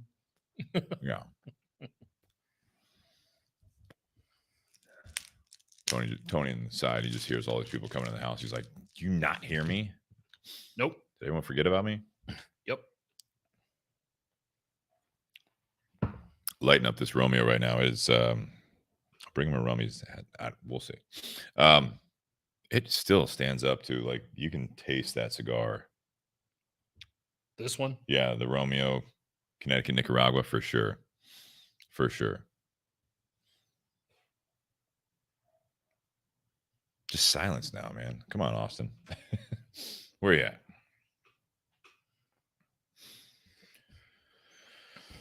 Kristen says, Tony, yeah, he's inside. He's in his crate, and he hears people. Shannon just went inside. Jess just went inside not too long ago. She's enjoying the rest of the Pinot Noir that you had open. Well, not all of it, but she's enjoying some of it. Yeah. Kristen should have come over. The two of you could have just hung out inside and drank wine together. Well, she's got a 7 a.m. workout coming up. All right. And Bobby, we appreciate No, you live in Texas, so can't keep hurting my feelings. No wonder you never had me on in like 2 years. Well, yeah, you are a little far away. You are a little far away. This bottle's really good, though. This is fun to learn some of that stuff, as far as picking a barrel. I think it is something that we can definitely look into maybe in 2023 to do with the Bourbon and BS community, if we can line up with someone. Well, I know when we've talked to some of our listeners that come into the Tinderbox, when you and I have talked about the idea of doing a barrel pick, like there have been a few guys that are like, yeah, absolutely. Like I'll throw in this much money, to help whatever with a barrel pick. Like, so it's like, cool. You throw in that much money, we'll have you on the tasting team. Well, yeah, something like that. And I was going to reach out to possibly, not to put her, if anyone's listening, but maybe reach out to Amy from McClellan's and see if she'd be the one to team up with. I think, it's something that we could possibly do with her. She's a friend of the show, and she's done a lot of barrel picks, and she has a lot of connections. So it'd be something fun to do. All right. You talk to them if you want. I'm going to use the outhouse while we wait on Austin to come back.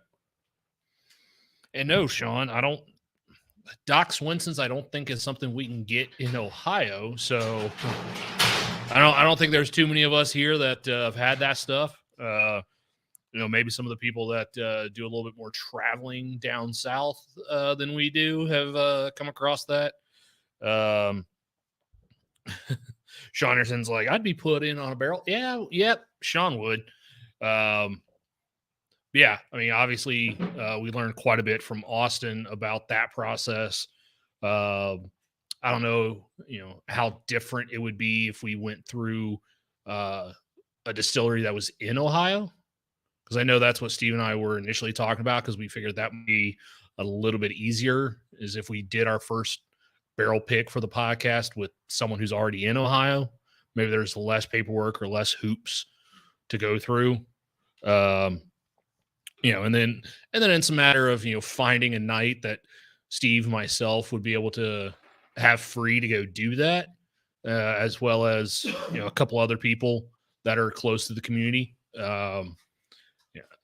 Steven, even between Steve and myself, we have different palates, different preferences when it comes to whiskey.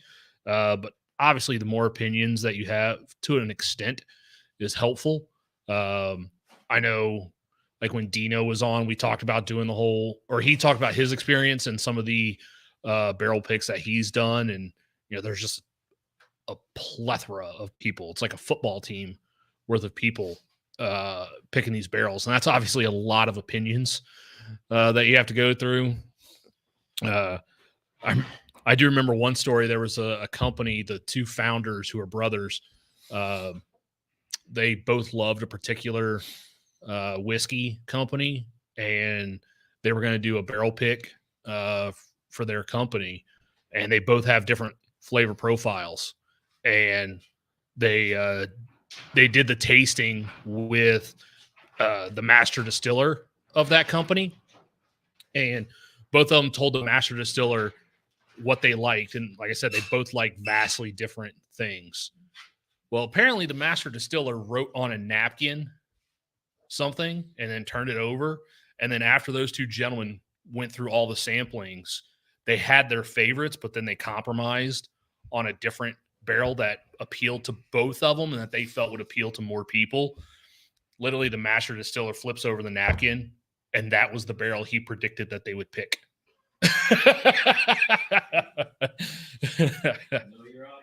Yeah, well, and I'll say this: that distillery has been around for a long time. There have been fewer master distillers with that company than there have been popes since that company has existed. So it's a good run. Yeah, they've been around for over 150 years, and they're only on like their 7th master distiller. What company is that? Jack Daniels. Oh, there you go. Yeah. Been around what, 1896? No, so 130 years. I'm gonna do a little water in this one.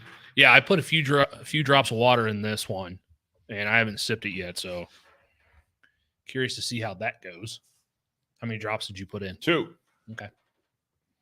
Let's check on Austin here. Drops didn't really change the nose. Sorry for the delay, everyone. We're just waiting on Austin here, and I didn't want to start without him. There he is. So I'll tell you, Steve, adding those few drops of water, yeah, on the finish makes that spice stick out a little bit more. Okay. But on the front, earlier I'd said I got more of like a dark cherry note, and you said more of an apple. Adding a few drops of water to this, I get more of that apple note that you had mentioned. Okay. I put 2 drops in. I put 3.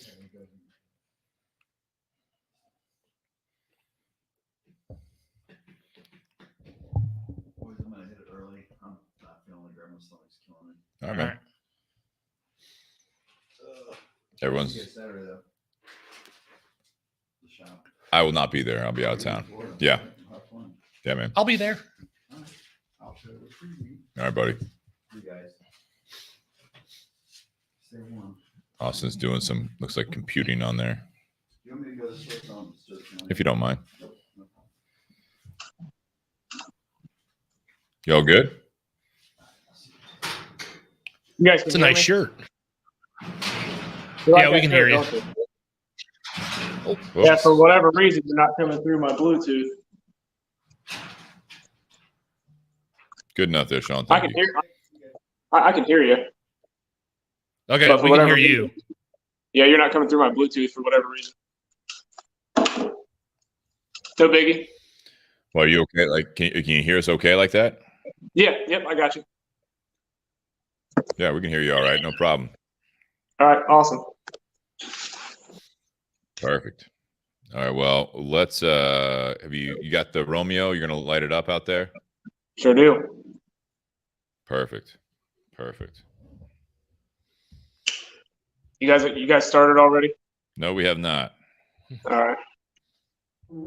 Jesus. Did you hear that?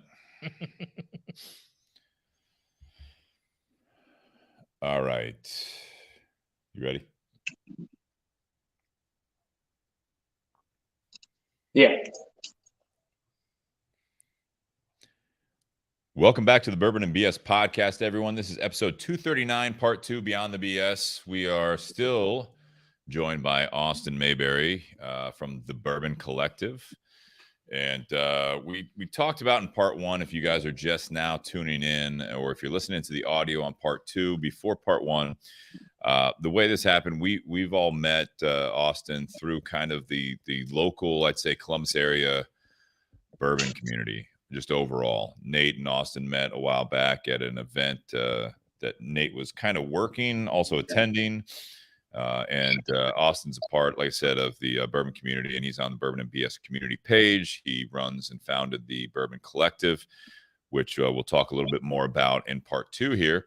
But we drank his, along with a couple other people, their barrel pick of Elijah Craig, and it was a private barrel that they picked. It was a barrel proof, and we reviewed that on part 1. We also smoked the Crux Bull and Bear. And so we appreciate everyone listening to part 1 if you're looking for that and learning a little bit more about how to pick a barrel in at least the state of Ohio. It's different everywhere, but I mean, learned a lot about that. So check out part 1 for sure. And make sure that you guys, as it says on the bottom of the screen, if you're watching live or later on, to like, comment, review, and subscribe on all the formats that you enjoy. And just tell a friend. That's a great way to do it. If you want to help us out or sponsor the show in a sense, there is some avenues for you to do that. Patreon.com/Bourbon and BS podcast, or on Venmo. You can just hit us up on the business account there at Bourbon and BS. And you can always, again, you want us to try to find a bottle, buy a bottle for us in a sense, buy something that we can find that you want us to review. Anything you want to do to help us out, we appreciate that. It helps this thing go further and further. And again, we're on 4 years going right now, so that's great. The Crux that we smoked before was from the Tinderbox at Easton in Columbus, Ohio. They carry that and a couple of the Crux lines, as well as just, I don't know, 500, 600, 700 different SKUs as well. If you don't have a local brick and mortar, they do ship. If you're in the Columbus area, you want to stop by, definitely stop by and see the selection and grab some cigars from them as well. Altadis USA, we're smoking the Romeo y Julieta, Connecticut, Nicaragua. Very different from the Crux Bull and Bear that we had in part 1. So I'm interested to see what Austin thinks on that. And also, thank you, BS Cigar Company, the Gold and Silver. The gold is made by Plasencia, which is the manufacturer of both cigars we featured tonight.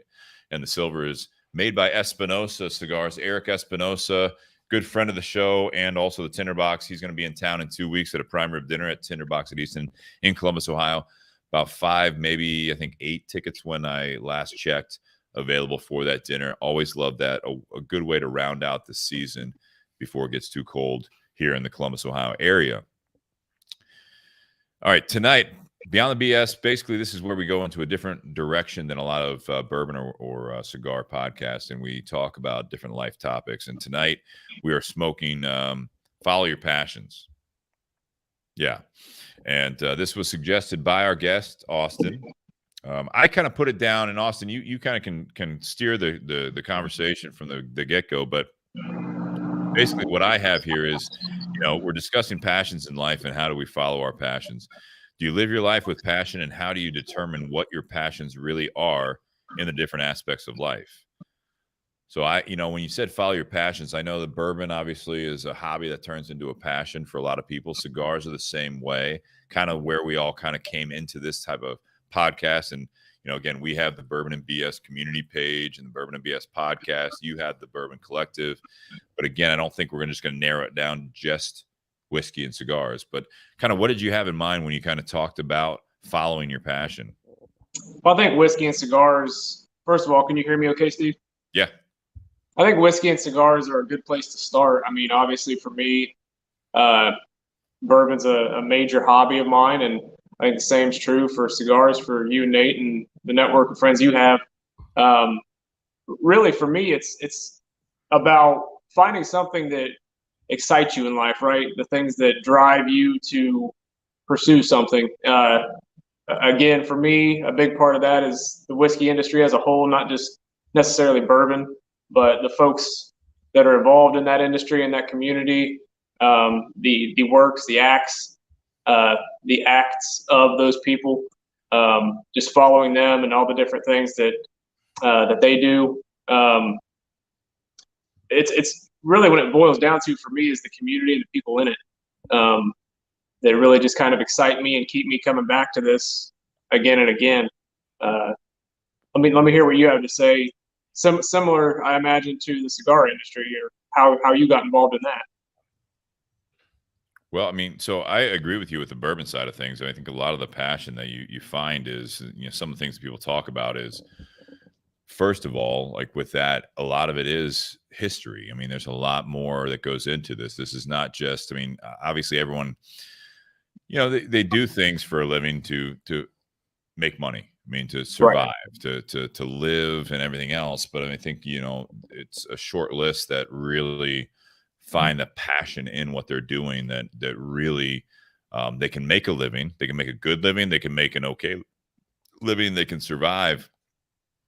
There's that, that saying, obviously, if you do what you love, you don't work another day in your life. I think that's complete bullshit. I think there's a little bit of that. Work is still going to be work some days. It's not like it's always just sunshine and rainbows when you're dealing with like, oh, I love whiskey and I'm in the whiskey industry. No, you're going to be working for, someone else. You're going to be, if you have your own thing going on, you're going to have your hardships. You're going to be at wit's end or even financial ends at some point, really taking risks. It's still work. It's just something that you might have a little bit more passion behind, as opposed to just selling widgets to, for a company that you get a paycheck and you go home and you can't wait for 5 o'clock. You know what I mean? You're working for the weekend type thing. So I think there's a part of that goes into some of the companies on both sides of it, that are really into the bourbon or the spirit side of things, or, on the cigar side of things. There's a lot of parallels, which I believe that they go well together, not just in enjoying the two things, spirits, bourbon in this case, and cigars. But I think there's a lot of parallels in the sense that there's a lot of history behind it. There's heritage. There's a lot of passion behind both industries, as opposed to just, just drinking something because it makes money. It's like a lot of those, like, then there's nothing wrong with it. You talk about like, not that long ago where you had Jim, Jack, and Johnny. You know what I mean? Those were the whiskeys that most bars had, and that you drink whiskey because that's what you drink. And you drank it for multiple reasons. You enjoyed it. You wanted to get drunk. You were, drinking to celebrate. You're drinking your sorrows away, all that stuff. Cigars, the same way. You just want to smoke. That's that entry level type stuff. I mean, that's something that you get into it. But if you start turning it into a hobby than a passion, I think you get a little bit more from it, and you put a little bit more of yourself into it, which I think is a big part of what you're kind of alluding to with this is follow your passions, is that when you're doing things in life, you put more of yourself into it because you invest more of yourself in a sense that you're just not investing time, but you're also investing your interest and also your effort, I think, to really dive into things a little bit further. That goes with your job. It goes with your hobbies. It goes with people in your life as well. I think that's a good point, Steve. That's kind of like what I was alluding to is basically if you're doing something, I agree with you. The whole like find something you love, you never work a day in your life. I think there's minimal truth to that, but I think the message that saying tries to convey is, to your point exactly, it's more than just giving time to something. It's giving yourself and your interest to something that you hold a passion for that means something to you. It's not just a way or an ends to a means to make money, that sort of thing. Yeah. Nate, how about you? Your question was kind of like on the cigar side, is like, how'd you get into it and all that stuff? I mean, Nate, brief.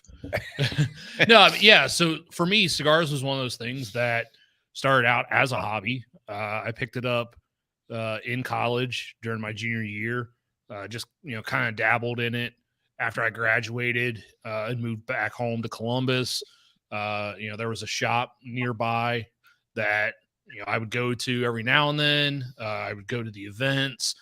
And then, I was looking to, have a second job, and that particular shop needed more work because they had a couple part-time employees, but just schedules weren't really working. They just let someone go.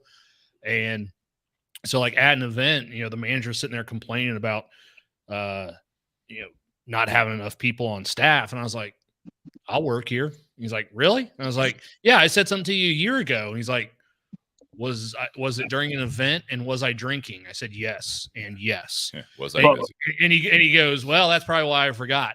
But no, so then, I ended up starting with that shop like a week or so later. And that was my first job in the cigar industry. And obviously working in the cigar industry, you have to put a little bit more effort into it than you would, a regular hobby. Because obviously now you're dealing it not from a consumer standpoint, but also from a retail standpoint. You have to have a certain level of knowledge about the product in order to actually be able to sell that product, I think, effectively to consumers. I've known people or shops that had employees that didn't even smoke cigars, and that always kind of puzzled. Yeah. Shannon just looked at like, what the fuck? Yeah, there was a cigar shop in town that at one point, like one of their employees didn't even smoke anything. And so, customers coming in looking for recommendations, the best thing that employee can do is just go off of what they read about that product. But that employee still has a responsibility to learn about that product, even if it's not from a consuming standpoint. Like they still have to have that knowledge to be able to answer customers' questions. You can in order to provide a service. Well, I mean, so Shannon asked, how good would that service be? If you walked into a cigar shop and that employee didn't tell you that they didn't smoke, and they, you asked about certain products, depend on how well they retain and how much effort they actually put into learning about the product, they could still tell you, where the cigar is made, what kind of tobacco goes into it, the strength. They don't know from a firsthand experience standpoint, but they know from what they've read. But that's all they're regurgitating back to you is what they've read, not necessarily what they've experienced. But as a consumer, if you didn't know that person didn't smoke, you would still probably just take their word for it and see if what you got matched with what they told you. Now, if they told you, oh yeah, this cigar, is really sweet, it tastes like cherry, and it was a Crux Bull and Bear, and you smoke, and you're like, the fuck was that guy talking about? That might give reservations about asking that person that question ever again.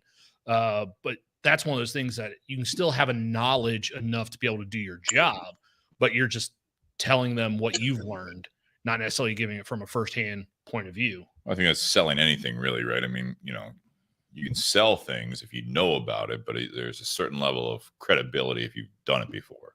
Well, that's where I was going with the credibility. If I walk into a smoke shop, cigar shop, or whatever, and the employees aren't smoking, I might have some serious reservations. There are some states, though, I will say that, like for example, in Ohio, if just to be, real quick interjection there, if they banned smoking inside completely, right? Yeah, and you walked in the tinderbox, you're absolutely right. I mean, there's immediate credibility. We've had customers that literally, like, I've had customers like, well, do you smoke cigars? And I just literally like set mine down. So that is I get what you're saying. I would probably ask that if I didn't see anybody smoking. One, you're not allowed to smoke in here. Two, do you smoke? Right. Well, if you remember when the tinderbox was open, like when COVID was still going on, as staff, if there were no customers in the store, we could smoke. But then as soon as a customer walked into the store, we had to put our cigars down, put our masks on. Would argue that it's a little bit unique of a situation. Yeah. Much like everything else in life. I'll give you that. Yeah. Right. But yeah, no, I mean, I think that is something because, you know, in that sense, talking about that, just on that note is there are a lot of times where you will have a cigar in your hand as a retail employee. And people ask like, well, what are you smoking? You know what I mean? Like, what are you smoking? Yeah. Pull the mic over there. That's what I was telling them to do. But I go back to that real quick. I mean, it's one of those things. My previous career, I don't know if you know this, Austin, and anyone listening.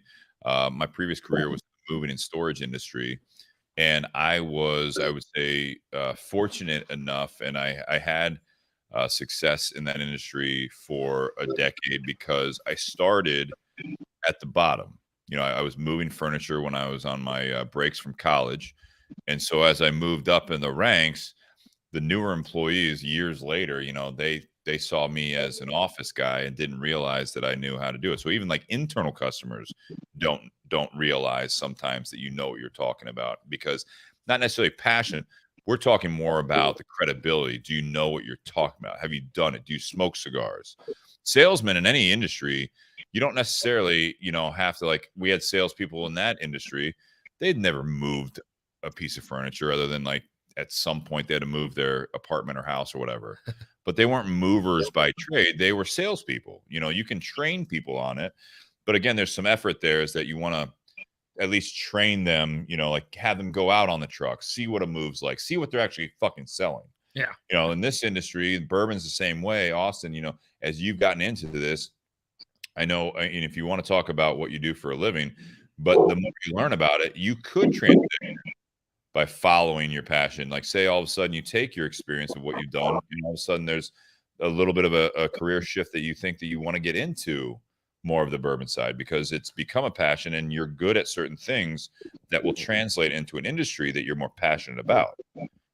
You might be a little bit even more successful, not saying make more money, but more successful in your everyday life by doing that, by taking your previous experience and then translating that into something that you're passionate about. I'm actually glad you brought that up, Steve, because it's been discussed before. I think we talked in the shop a little bit. I work in the automotive industry right now.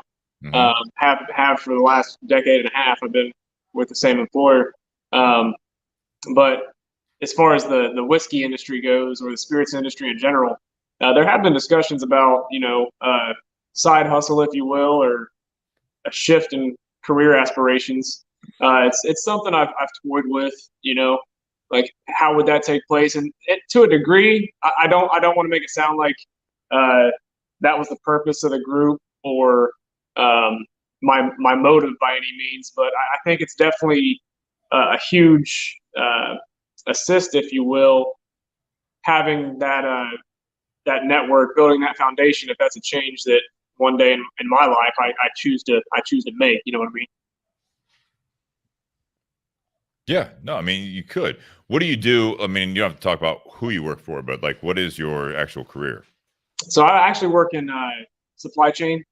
So basically like freight handling, logistics, shipping, receiving, stuff like that. Yeah.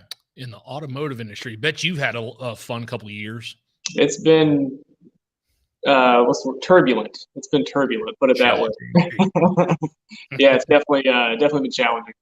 But again, that's something that, you know, that's a lot of jobs, not all jobs, but that is something where, you know, that is, you know, that industry, but you also know logistics in general, right? So, I mean, that's something that with the supply chain, you could translate to other industries and have some experience that you could bring to the table. Yeah. You'd have a lot to learn, but I mean, in that case, if you did want to follow your passion into the bourbon side of it, it's not like you're going to necessarily go from, you know, supply chain management to being a master distiller overnight. Right. But you could do something where it's like, yeah, you know what? I see, you know, you talked about Heaven Hill with Elijah Craig. Like, I see Heaven Hill is hiring for a supply chain position. That's now it's piqued my interest. Let me see what's going on there. Would it translate? Would I be a good fit? Now I'm doing something I'm maybe more passionate about, and I could be in an industry that I really love, doing something that I'm very good at, and who knows where it goes from there. I mean, I think a different look at some of this stuff is that you can sell things. You can be a salesperson. You can be someone in supply chain. You can do all that stuff.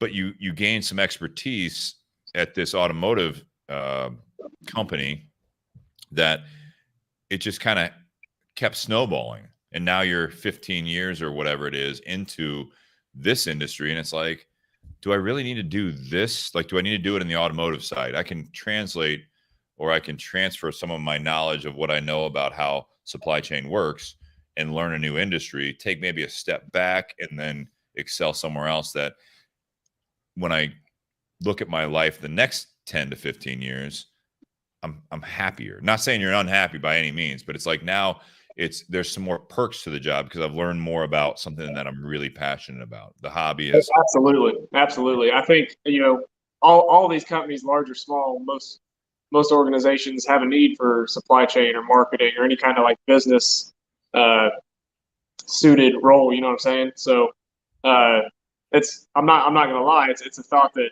has crossed my mind a time or two. It's just a matter of planning. Is this something I want to do? It's something you got to give a lot of thought to, especially when you have factors like home, family, kids, that sort of thing involved. So yeah, you have responsibilities financially and otherwise, and obviously then there's the relocation side of it. You know what I mean? There's a lot of industries right now that you can work remotely. Some absolutely. of these you can't though. There's some things that you need to be on site. So in the classic bourbon sense for you, it's like, well, are you willing to relocate down to Kentucky?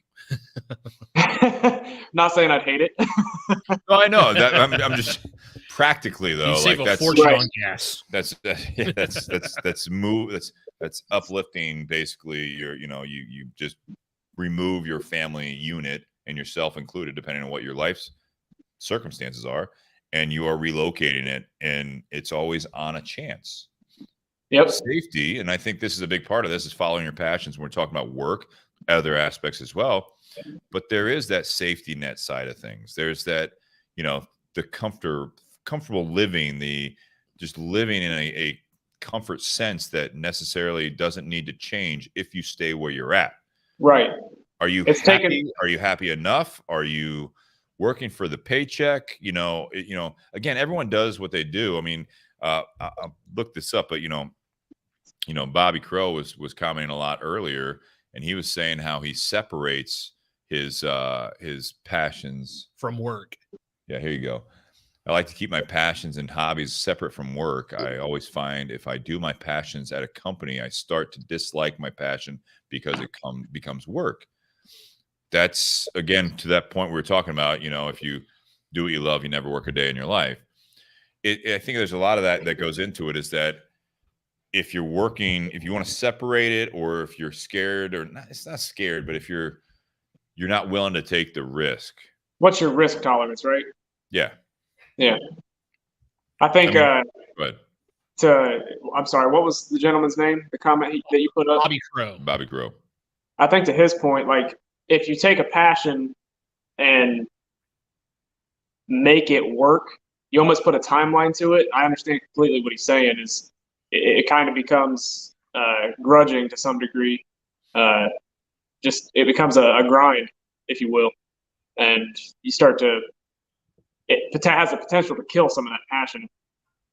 I think it does. I also think that there's some times where, again, I mean, there's so many pathways in life, but sometimes when you follow your passion, if you will, into an industry, the quality of life, there's a scale there. Is the quality of life outweighing the paycheck? Yeah, right? Not everything's measured by money. Or is the paycheck outweighing the quality of life? You can work. There's nothing wrong with either way, in my opinion. I'm not going to give, I'm not going to say you're right or wrong for doing what you're doing. If you're making a good living, you're providing a great life for yourself and your family, and you're able to deal with work as work. And obviously you don't want to wake up and hate your life because you have to go into the office or do your job. But I mean, there are times where you can follow a passion. You're like, you know what? I'm not going to have the career progression I was, when I was growing up. I thought I was going to do this and then get promoted, and then do this and then get promoted and do all that stuff. I'm not saying that you have to choose one or the other, but there is a little bit of a scale there that if you do love what you're doing, you wake up and you enjoy going to work, as long as you can live to the means you want to, or at least that you are willing to feel as though it's a good life, then you have to deal with that. I mean, that is something that, yeah, okay, you're not going to make as much money. Maybe you're not going to travel as much, for work. You enjoy some of the perks, but you enjoy certain things that you're doing, and you like going to work. You enjoy waking up. On the flip side of that is you're making a shit ton of money. You're doing things like you got the house you want, you got the cars you want, you got all the material possessions that you could ever think of, but you hate waking up to go to work in the morning. There is a balance there that you need to be able to find that a little bit. And I'm not saying you have to follow your passion. Like if you like bourbon, you're like, I'm going to quit the automotive industry and I'm going to just go into the bourbon, world, and I'm just going to take an entry-level position. Well, now you've sacrificed maybe too much. You can try to have a plan and maybe say, all right, we saved enough that I'm going to do this to a point where I'm going to save enough. That's the move that we make, that I'm going to try to transition my career, take maybe a step back, not all the steps back, but do something where it's like, I want to be able to have a certain lifestyle and do what I love, as opposed to have a certain lifestyle and hate waking up in the morning, hate going to bed at night because I know I got to wake up in the morning and do all this shit all over again. And I fucking hate it. That's the other side of things, where it's like, you don't even give your passions, like your hobbies, to Bobby's point on that comment. If you hate your job, if you hate work, you do all that stuff. Now your hobbies and everything else are so separate. Your life, your family's so separate that, do you really enjoy it, or is it just an escape from your everyday life? That's not a good quality of life, in my opinion. Steve, are you speaking from a place of experience, or is this all speculative? A little bit of both, really. I mean, honestly, I've experienced a little bit of that. I mean, like when I was in the moving and storage industry, again, that was what I used to call like a summer job gone wrong, moving furniture. And then after college, I graduated and I was offered a position in management, and something I really wasn't as experienced in. It was fleet management.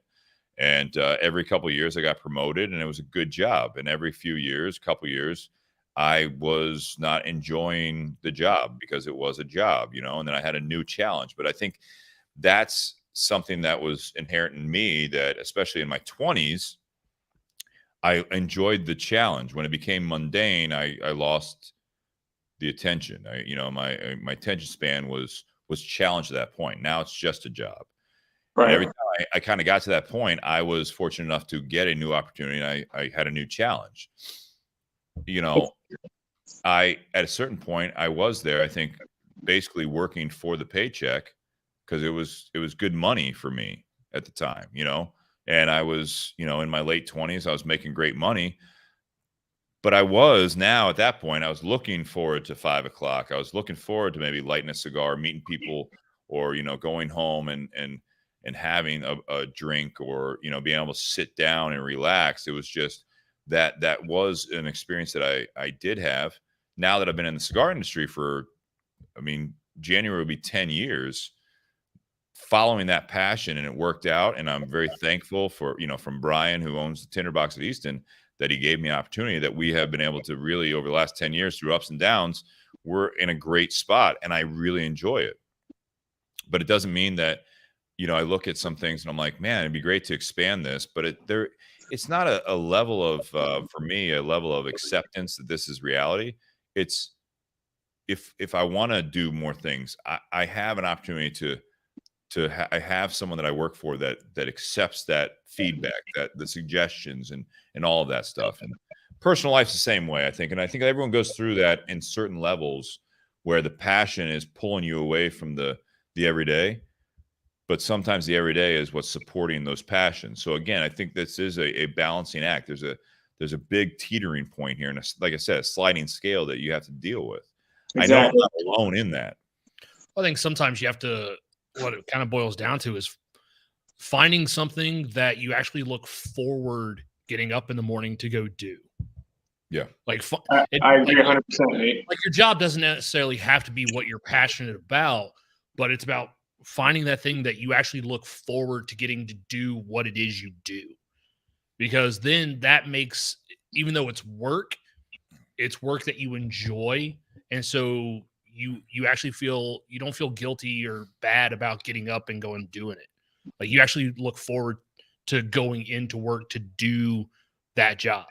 And I think, it's something like, even, Austin, doing this podcast for the last 4 years, I've talked about on the show. This is not something that's, paying my mortgage, right? You know, this is something that we spend time on. We enjoy doing it, but there have been times over the last 4 years that, doing lining up guests, lining up the bottle, line up the cigar, line up a topic every week on, week in, week out. It started feeling like work, and at times it does.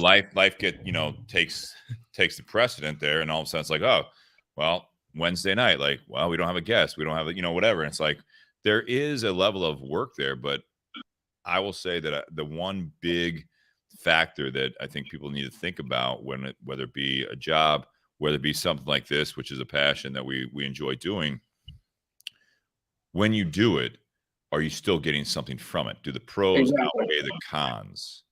It's like a personal satisfaction thing, because it's your passion. That element of feeling like work carries less weight in my mind. Mm-hmm. I think that's what draws people. Truthfully, I mean, this is, while the money aspect of it's not there for many folks, this is really just like a side hustle, right? Like this is what you do aside from your occupation. This is something you do to fill your time and enjoy that time that you're filling. Yeah. I would say that. Yeah. I mean, obviously, and again, we do this, and, it's great for the networking. It's great for meeting people like yourself, Austin, the people that are listening, that are commenting on here. There's people on this feed, for example. I've known Ray for a long time, but now he's across the world, so I don't see him very often. But this is something that it brings people together. Sean Anderson had never met in person. He got turned on to this from Jonathan Herring, who's in the cigar industry, and now he's on most weeks, and he's a part of a community. I mean, you get a lot of value from it. It's not always monetary, in my opinion. Exactly. Again, following your passions, it's just like a relationship too. When a relationship that you have, whether it be a friend or someone that you have business with, or, obviously even a significant other, you really have to look at this as that you have to realize, why are you doing what you're doing? Is there value there for you, the other party, in that order a lot of the times too? Because if you put the other party, the employer, whatever you're doing, the time spent, if you're doing, like I said, like a podcast, or there's someone that, your significant other relationship you're in, if all you're doing is putting yourself in the back seat, now all of a sudden the passion's going to obviously get sacrificed at that point as well, in my opinion. Nate, do you have anything to add? Well, I think another aspect of the idea of following your passion that some people find out the hard way, or when it's too late, it needs to be something that you're actually good at doing. A few years ago, Mike Rowe did a great little 5-minute video about it. And he was talking about his grandfather had worked construction, and like he could just sit there and build a house. He didn't necessarily need blueprints. He could just build a house and be a great house. So Mike Rowe, like, he wanted to, kind of emulate his grandfather. Turns out Mike Rowe can't build houses. He's not very good at that. Mm-hmm. And he actually gives a really good example. American Idol. There are a lot of people that are passionate about singing, and then they find out the hard way that they actually suck at singing. Yeah. And they're not good enough in that particular field to actually pursue a career in it that's going to pay the bills. So he goes, find something you can do and be passionate about that, or find a hobby and make that your passion. Like, find something you can actually do and do well and be passionate about that. Because if what you want to do, you absolutely suck at, then work is going to be miserable, and that's going to affect other aspects of your life as well. Like, if you want to be a salesperson, but you're not good at sales, you're not going to make a lot of money doing sales, and you're going to be one of those people that kind of bounces around every couple of years, because you're either looking for the next thing, or you keep getting let go because you're not hitting performance numbers. Like, you may have a passion for it, but you have to actually be good at it in order to make that passion like your life. I would say also that, passions are typically easier to put more effort into because you're enjoying it. I will say that with that scenario, right, no matter what you're doing, whether, if you can't sing, you can't sing, right? But some of the best singers, again, a lot of the people don't realize that, or athletes, or just even if you're good at what you do, no matter what it is, people see the end product. It's not necessarily that, yes, to a sense, to a point, it comes a little bit natural to you, but a lot of times it is the hard work that is behind the scenes. If you're following your passion, like, you know, for you, Austin, just on a smaller scale, like with the bourbon stuff, yeah, we all like drinking bourbon. But do you actually study it? Do you actually look into it? Do you do what you did and do a barrel pick? Are you really putting your time and also effort into getting better at it? You know, it's not saying you're going to be the equivalent. What do they call that? Sommelier. Yeah, I mean, for wine, but for the bourbon, it's like maybe you don't have the palate for that, but you have the passion for the industry, and so you can deliver what your strengths are. You can work on your weaknesses and all that stuff. But what all that people see is the performance. They see all of that, but they don't realize all the time. So they don't like to think about the fact that it's like, where were you 5 years ago with bourbon? Where were you 5 years ago with as a singer? You know what I mean? There are plenty of people like in that scenario that they failed on American Idol or The Voice or whatever else, and all of a sudden 5 years later they worked with vocal coaches, they did the exercises, they did all this, they studied music, they do all that. There's so much stuff that you can go into the fact that you still want to do that. Maybe it's not necessarily the path that you originally wanted, but you are following that passion that you're like, you know what, I'm not the best singer, but I do understand music, and I can help other singers be better because I've learned to be a vocal coach, or I know how to like lay out a melody or whatever it might be. There are like, you can follow your passion. It just may not be necessarily the route or the path that you thought it was going to be. The one you envisioned when you started out. Like for me with bourbon, what initially drew me to the industry in its entirety was the story, the history behind the product, right? It's America's native spirit, the figures that are involved in the development of that history. I mean, you see their names on all the labels. You got your McKenna's, your Elijah Craig's, your Samuel family, Maker's Mark, all those figures that were kind of the foundation of the industry that we know today. That's what truly drew me into this at first, was the stories. I think I alluded to that earlier, was just, that knowledge. It's just really intriguing to me. That's kind of what sparked the passion. It's a passion to this day, just studying the industry and the development that took place to get to where we are now. No, I agree. I mean, I do think that you have that history. You got to find how do you find what your passion is? It started with, I mean, I guess we'll talk about the bourbon side of it first, but then expanded into a larger scope for life. It started with a trip to Loretto down to Maker's Mark in, I don't know, 2015, 2016 with a friend. And that was my first ever distillery tour. It might have been before that even. It was around that time frame, but just again, hearing those stories, it's like, man, this is pretty cool. And then subsequent years following it, you keep going back and you keep hearing new stories, and it just, I don't know, it just lives within you. At least it does for me. A lot of people I've come across, like, the folks that maybe don't get into whiskey like we do, they just don't understand. It's like, it's just alcohol, dude. Like, why do you care about this so much? Yeah. And it's just one of those things. It's like, man, it's something that stirs emotion within inside you, really draws you in, and just maintains your interest. But as far as like a larger scope of life aspect, I guess for me, it's like, how does it fit into your life as a whole, right? So obviously, like, you do the podcast you mentioned earlier, it does demand quite a bit of time, some effort, scheduling your guests, lining up product, just coordinating the show all together. I think, at least in some ways, the same holds true for what we do with the Bourbon Collective, just managing a group. Primarily, probably the biggest portion of that's any kind of events and stuff. You have to your point earlier, you have to kind of balance that with all the other things you have going on in life. It's something that you enjoy doing, but it can't take away or cause neglect to other facets of your life.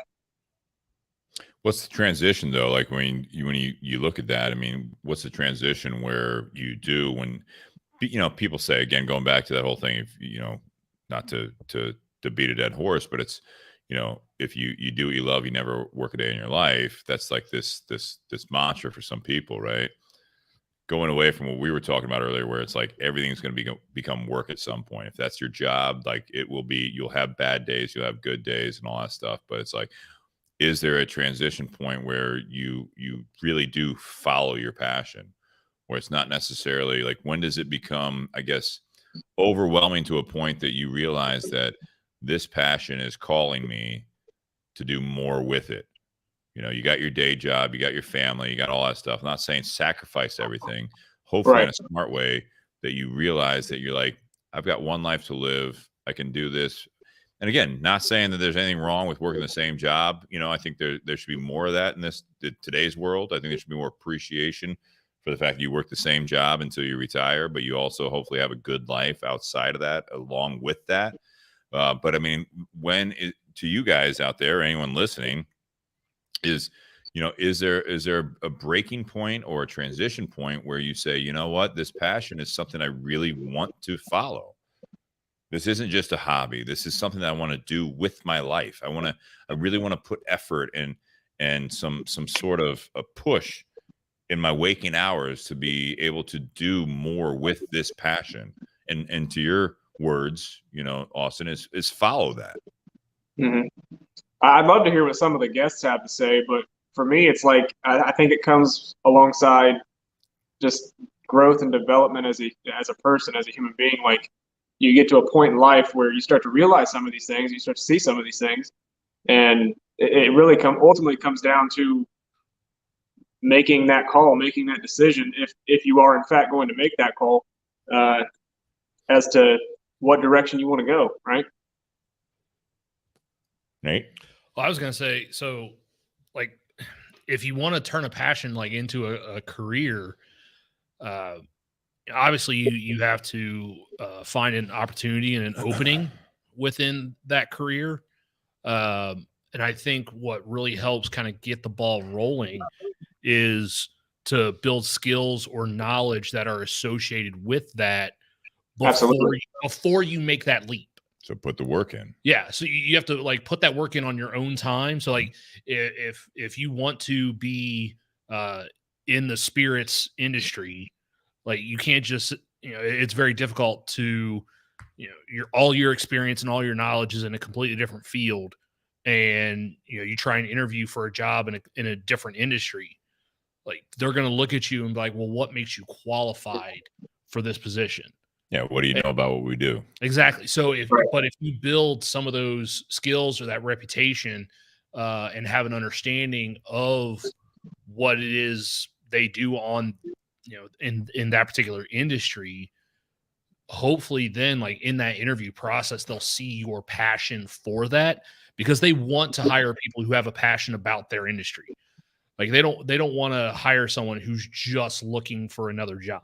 Sure. They want to find someone who's actually going to enjoy what they're doing and put their best effort into it. They want to find someone who's passionate about that, because that's what's going to make that company grow, and they are going to believe that person's actually going to do a good job because they want to work in that industry. Well, I think it goes back to, again, figuring out what you're passionate about. You go into an interview, that's, why do you want to work here? You try, you try to start dating someone, you ask someone out. Like that, I never had it happen to me, but that's a great thing. It's like, why do you want to date me? Like, serious. I mean, this is something something as simple as that. It's like, why are we even talking about this? Like, what is your passion?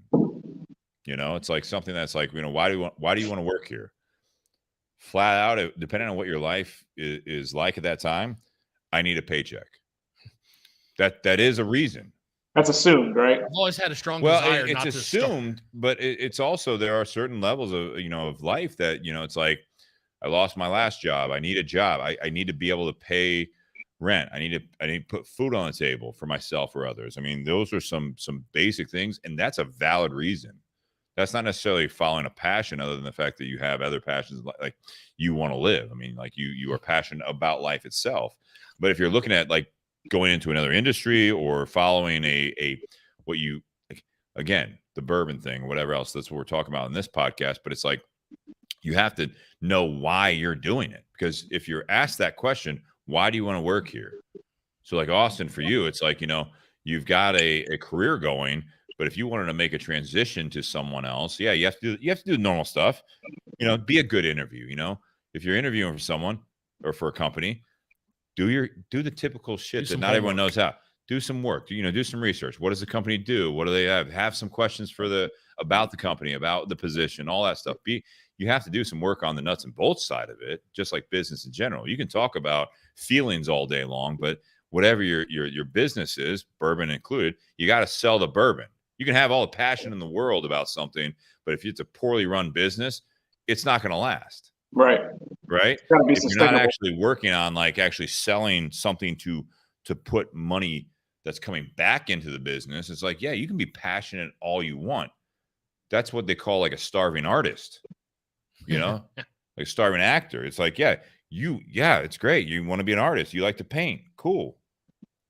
Are you selling any of it? What are you doing about it? Like, you can be passionate all you want. You can starve to death, literally. But it's like, if someone asks you, like, why are you doing this? That's that story. That's that passion, in my opinion, that all the things that brought you into the bourbon side of things, Austin, and us with the cigars and bourbon and everything. There is a bit of a story. There is a passion. There's a reason for it.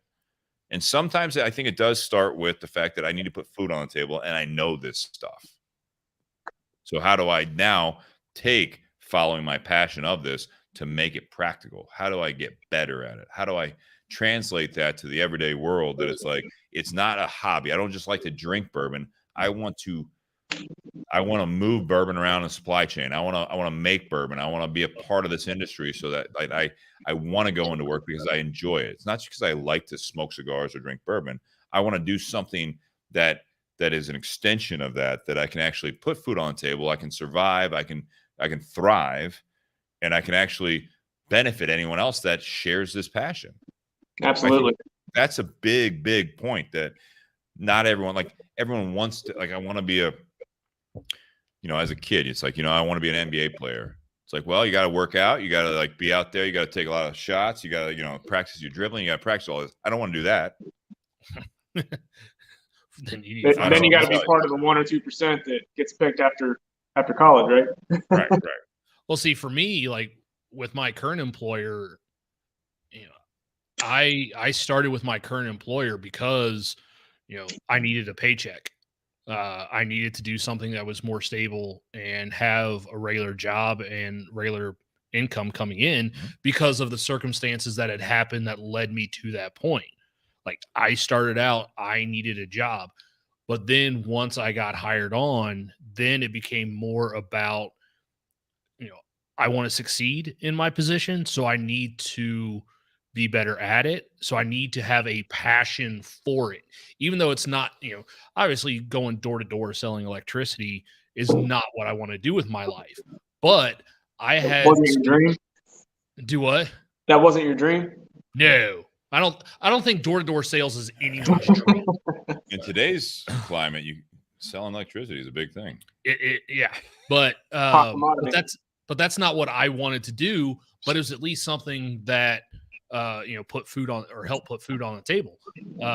But then it was bettering myself in that position, so that way I could then show my resume and my skill set to be able to move in to another position that paid a little bit better, that was a little bit more stable.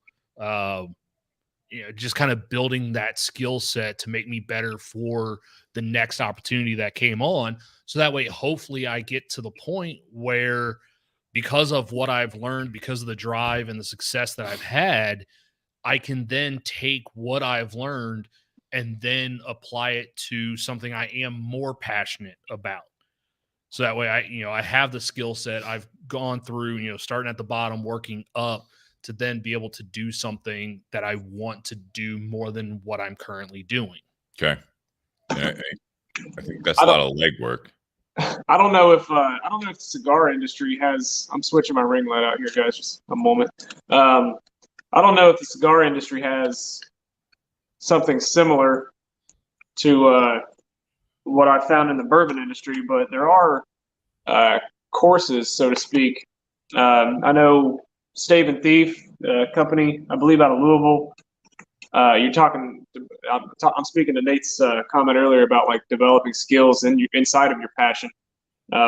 They offer a bourbon steward course. There's another Council of Whiskey Masters. They offer different tiers, different levels of like whiskey mastery certifications. There's different avenues to go about doing things like this. I don't know. Is something similar to that exist in the cigar world? So there are some like certified tobacconist type things that you can go through and all that stuff. And I think that's great. I mean, again, you also have to realize too, I think that whatever industry that you're passionate about is what merit do those courses take other than the fact that back in the day there was, and I'm showing my age a little bit, but I mean, there was a special skills on your resume. It was Microsoft Office. You know, I was proficient in Excel and Word. I mean, now that's almost an expectation. In certain, you know, I guess arenas that should be expected. If you put that on there, it's because you're, you know, my age, or you're probably like 60 years old, and you're like, I understand Excel, and it's like, well, okay, well, we don't use that. Do you understand something else? And it's like, no. But I mean, I think it's what's the merit that carries with it when you do that stuff, right? It shows that you put the effort into it. You know what I mean? It's a lot like a bachelor's degree anymore today. Is like, okay, yeah, you have one that is that's preferred, or it's a prerequisite to get into this interview process, but that's it. You know what I mean? Like, what can you produce? What do you know? It's almost just a box that was checked kind of thing. It can be. I mean, it can be, but it's like, again, I think like a lot of things in life, it's the experience. What experience do you actually have? You know, like you coming from the industry that you're in, if you were applying to a company that was looking for, again, just a straight supply chain, and it was a bourbon world, and on your resume, you are now a bourbon steward. Also, you have a passion for it. I'm looking at you a little closer, because it's like, all right, so you're good at what hopefully you're good at what you do. You have experience doing what we're hiring for. You also have a passion for this industry. Now that's actually clicking up here. Like, not only are you just shipping, again, widgets, or like, you know, doing this and making sure that everything's flowing. That's what we're hiring for. The fact that you have a passion for this, now all of a sudden you're a little bit higher up than some of the other, you know, resumes that I'm looking at. I think there is some value there. You know, if you, again, I don't know. I mean, if you're putting together a resume and you're applying to Heaven Hill, or you're applying to another, even a local distillery, and you put on there, you're like, extracurricular activities. I don't know if that's still a thing on resumes. I haven't done a resume in a long time. Obviously, I've been in this industry now for almost a decade. But it's like, do you put, I founded the Bourbon Collective, just to say that's relevant to this, or, you know, in your cover sheet? Something like that could also spark a question. What is this? Exactly. So I saw on there you're the founder of the Bourbon Collective. Obviously, this is a bourbon, you know, heavy company. Like, what is that? Now all of a sudden you're talking about it. I have a passion for it. And you can show that through the conversation. Right, exactly. It also shows them like a desire to learn and grow within that industry. Yeah, so like Bobby just wrote down, you know, Steve Crane has that bourbon and BS experience. If I was going back into the moving and storage industry and I was filling out a application with a resume, you're not going to list this. I'm not necessarily going to say I hosted a bourbon and whiskey, or a bourbon and cigar podcast for the last 4 years. It shows probably not relevant. I don't think it's really going to translate well. No, that might be, depending on who the interviewer is. They're like, I like bourbon, I want to talk to this guy. You know, like maybe that would bring up a point of conversation, and then all of a sudden we spend, you know, 30 minutes of the interview on like bourbon and cigars. All right. Again, you never know what they're going to talk about. You could put it in very literal terms and say you sat in your garage and smoked and drank. Well, I think a lot of people do that. I actually do it online and post audio later. Not everyone does that. Yeah, but it would show that you're a self-starter. You have great communication skills. I don't know about that. Well, your communication skills kind of fade as the bottle goes down? Sometimes. I wouldn't bring this bottle into the interview, is my point. It's a little too hot. So I don't hear any slurred speech yet, so I think he's all right. Yeah, we're still good at this point. Thank you. Love the support from the community. I do want to put this comment up there, though, and I'll put this to you, Austin, first, and everyone else out there listening second. Your passion can only go so far. So, again, the topic tonight, again, Austin, you put this up to us, and it was follow your passions. So someone that says this, whether he's being literal or it's devil's advocate, your passion can only go so far. How do you respond to that? I think there's truth to that to some degree. I guess I would add to it. Obviously, you're going to have the limitations of your environment, right? But at the same time, I think there's maybe an argument to be had. Your passion can only go so far as you're willing to take it, right? Good response. So the level of effort or the level of time and energy you want to commit to something, or finances. I mean, the world runs on money, right? So that's a huge part too. Do you have the means to take your passion to the lengths that you'd wish to do so? Yeah, I mean, obviously, there should be, if you're doing something that's worth it, there's going to be some sacrifice. Mm-hmm. And it's like, again, I think if you do the work that Nate was talking about, and I think that if you are willing to put a little effort into the plan, you will realize that it not necessarily you have to give up on the passion, but there might be a breaking point there. Like, all right, I need to pay the bills again. You've fallen into imbalance, right? Yeah, well, yeah. Like we save this much money. It's like people that if I got fired today or if I lost my house, like something outside of your control, the business shut down, nothing that you did wrong. But all of a sudden it's like, hey, we're shutting down. We're letting everyone go. We have no severance packages because we have no money left. The company is closing and they just blindsided you on that. If you have enough, like we can survive for 6 months. All right, follow your passion for 6 months. If you've done this on the other side of things, and now all of a sudden it's month 5 and you're like, it's not coming to fruition here.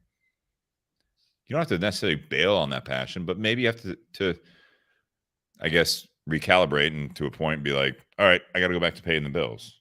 Nate said that. Well, and, when you took that job that you're talking about, that you're still working for the company, mm-hmm. it's a good job. It's paying the bills. You've tried to hone your skills in a sense that you do well at what you're doing. You still have a passion. So it's like you might at some point transition back to the passion being the primary, but you never lose that focus necessarily. It's like, oh, I failed. And the same person that asked or posted that, Bobby, saying your passion can only get you so far. He's the same person that said that, what did he say earlier? Marry a sugar mama? Oh. No, well, that's a strategy as well. I'm trying. I'm trying to find the comment here. Like related to that, so I was kind of in a slightly different side of that when I took the job as a cigar rep. That was something I was passionate about doing. It paid very well, but I was going to be limited by what I was willing to sacrifice to do that job. And when I took that job, my wife, who was sitting right in front of me, in front of us, yeah, she she was going to give me 6 months. And part of that was, after those 6 months, like, was I still passionate about doing it? But also, what was our relationship like? Yeah, what does it look like, right? If I was killing it as a cigar rep, but my marriage was falling apart, then I was going to need to make a change. Otherwise, she would make that change. Is it truly worth it, right? Yeah. Say that. What was that? Is it truly worth it, right? Yeah. I mean, it's one like, which do you put more value in, your relationship? What's your biggest passion? Yeah. I mean, is it the relationship or is it that job? Like, which is more important to you? And for me, obviously, it would have been the job was more important. No, I'm kidding. Kidding, honey. Kidding. Yes, good seeing you. Hey, All where'd right. Nate go? I'm not seeing him on camera anymore. I got the couch. It's fine. Yeah, we'll see you. But so she was the one that was going to give me that 6 months to follow my passion, see if it was something I really enjoyed, but she wasn't willing to sacrifice our marriage just for me to follow our passion. But she saw how passionate I was and how much I enjoyed that job, and it wasn't having a negative impact on our relationship. There were some things that we started doing, like, when I would get to the hotel at night, I'd call her up. We would talk on the phone for an hour or so. We'd spend time with each other on the weekends. When I was back in town, something to where I wasn't sacrificing my marriage just for my passion. So, when that 6 month mark hit, because we were still good, she kind of gave me the green light to keep doing what I was doing. Because she saw that I could do both. Yeah. No, I have a similar story, actually. Same career field I'm in now. A few years ago, I took a leap of faith, so to speak, into an area of the business that I was unfamiliar with, was new to me. And roughly the same time frame, Nate, it was about the 6 month mark where I kind of had to like look at myself in the mirror and make a decision. Like, is this what I want to continue doing? And for me, the answer was different. The time commitment and the I guess time away from the things that matter to me outside of my work were heavier than the job demands, right?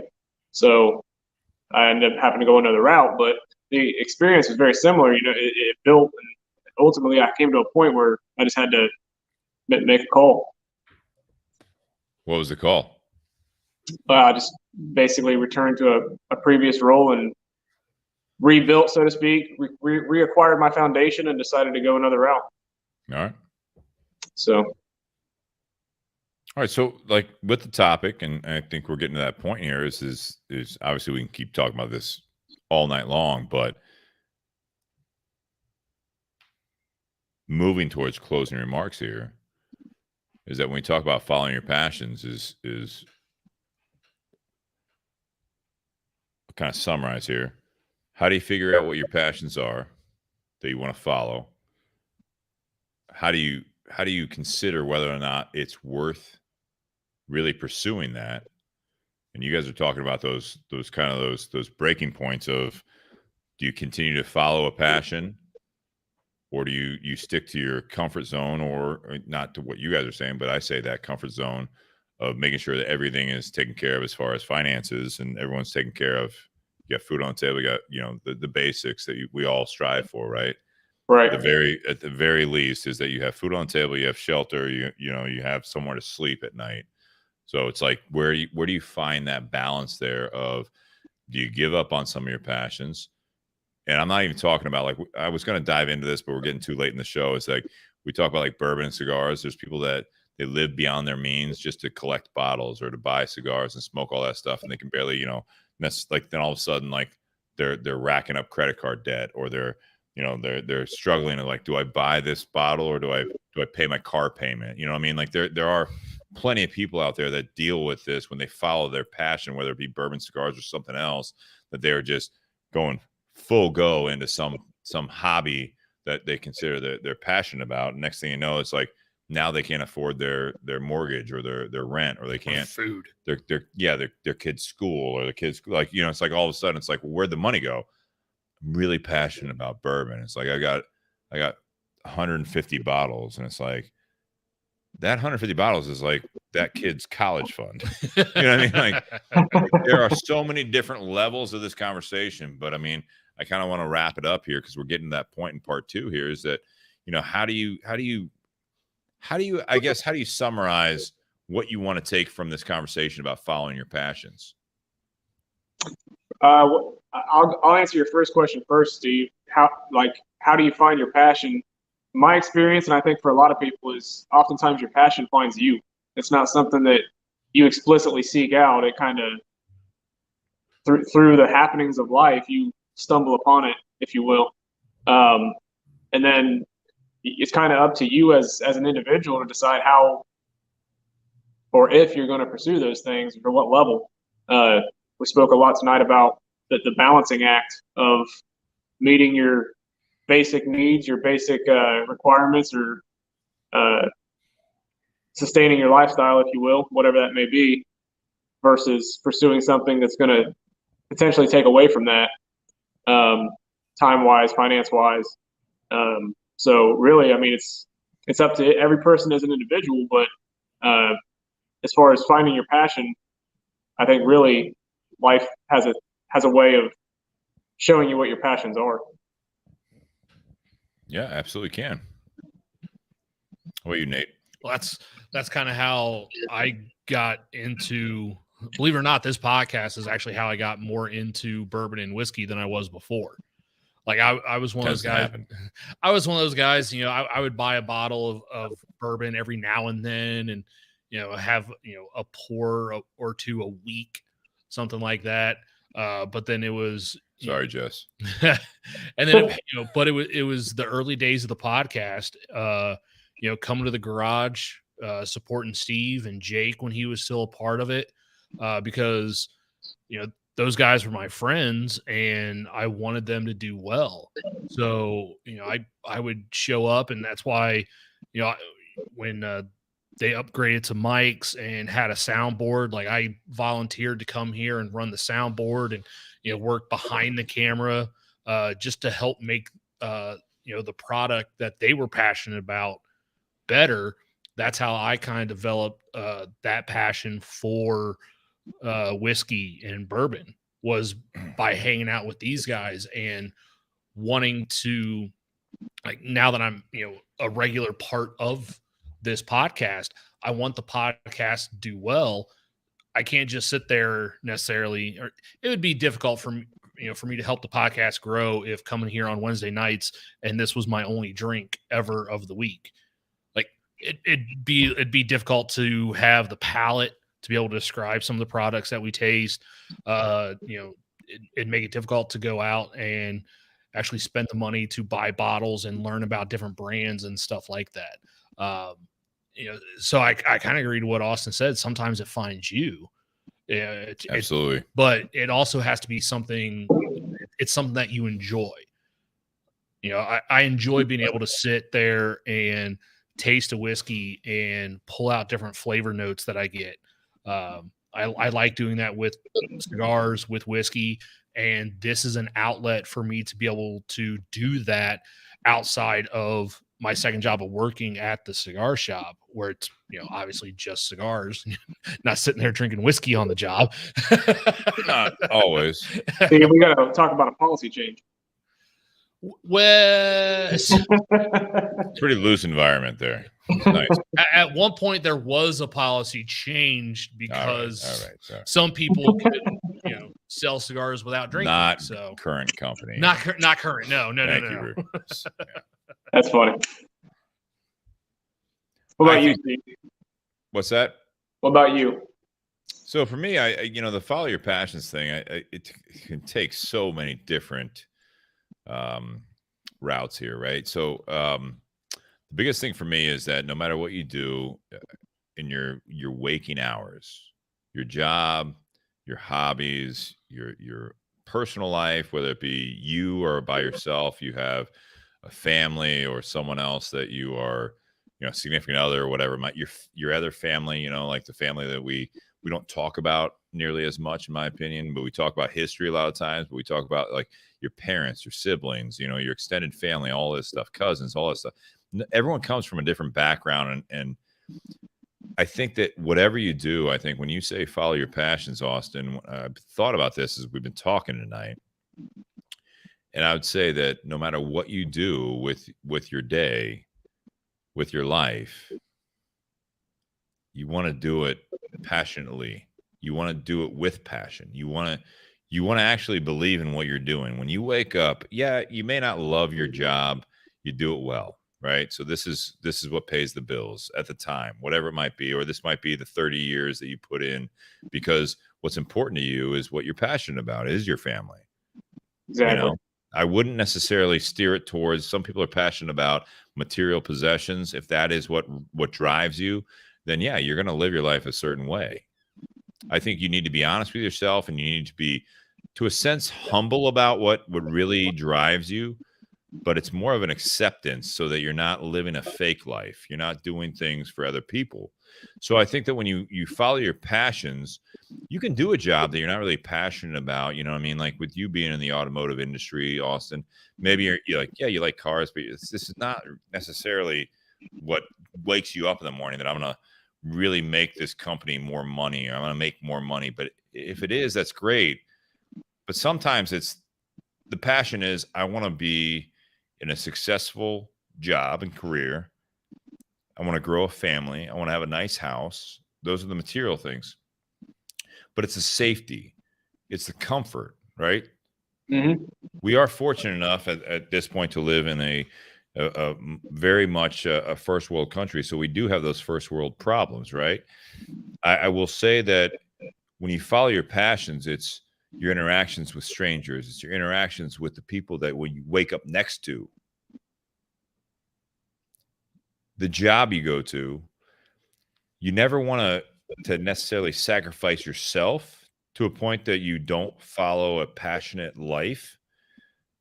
But if you're doing things on a daily basis with conviction and with that passion, there's no one to tell you that you're not following your passions if you work a job that isn't really your hobby, or you don't work, if you don't follow, like you have this big hobby, hey man, you'd be great in this industry. Well, it's like, it's not that easy.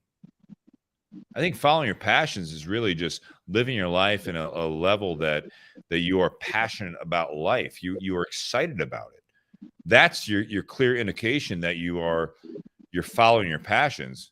Yeah, you have hobbies. Yeah, to Nate's point earlier, it's like, yeah, I want to be a singer. Yeah, you're not good. Right? You're just not good. Yeah. Right?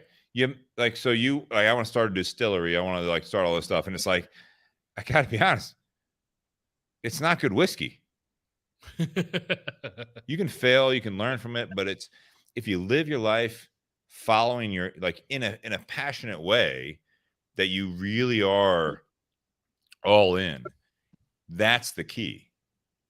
Yeah, all the stuff, the building blocks underneath that you have food on the table, you have shelter, you have a good life, you have that. Hopefully you're striving to be better at whatever you do so that you can really provide a life for yourself and everyone around you in a better way. But you should enjoy it. You really should enjoy your life. Because I don't want to get to that point where it's like, yeah, you have like I always say, life is finite. Like you have only this one life, but it is a very big aspect is, are you doing things the way you want to do to live your life? Are you enjoying it? Because I will say this, that if you're enjoying your life and in the good effort that people around you, the people that rely on you, your friends, your family, everything else, your employer, if they're getting as much as you're getting out of it, they will succeed as well. They're going to enjoy it too. You will be infectious. This is the way to live life. Follow your passion is not always like, I have a hobby that I want to make a living off of that. It's the fact that I enjoy waking up. I enjoy every day. That's your passion, is that, are you happy? Are you getting as much out of life as you're putting into it? If you don't put anything into it, don't expect much. But if you put everything you can into it because you're really following, you're living life in a passionate way, that means you value it. And that will go miles. That'll translate to everyone around you. And now it's coming from all angles, that passion is really, that is the summary of your everyday life. And I think that's where everyone can be happy and succeed. The ups and downs will come and go, but I really think that if you're following your passions, it's not necessarily just following your bourbon life, your cigar life, or things we talked about. It's truly just that you are trying to get the most out of your life that will translate, hopefully, that if you're that type of person, a big part of that is getting more out of the people that are important to you. And hopefully that will compound to a point that now you're making a bigger effort that other people will follow suit. Now everyone's enjoying life. That's that passion. You have a passion for life and passion for the people that are around you. That's what I think following your passions are. Your interests, your hobbies. Are you happy doing what you're doing, no matter what the arena is? That will translate if you come across as passionate about it. If you are what you do, that will have an impact on yourself and other people around you, whether it be your family, your kids, your significant other, your friends, your coworkers, anyone that has any interaction with you, someone that you say hi to on the street. If you're living your life in a passionate way, that you're enjoying it, that you're striving to put a lot of effort into it, that will impact someone that you literally smile while you say, hey, how's your day? That's paying it forward. And that's what I think following your passion is truly about, is living your life with passion, no matter what it is. I agree. You might say bring passion. Bring passion. Basically, right? That's a t-shirt right there. Austin, thank you very much. Is there anything else? It's been a pleasure. All right, guys. Cheers. Happy Whiskey Wednesday. Thank you for being a part of this, and hopefully you guys share this, like it, review it, all that stuff, and bring more people in next week. We've got Tyler Jones next week from Espinosa Cigars. Austin, thank you very much again for this bottle from Elijah Craig. I love learning about it, and I enjoyed this conversation. Yes, myself as well. Thanks again. Cheers.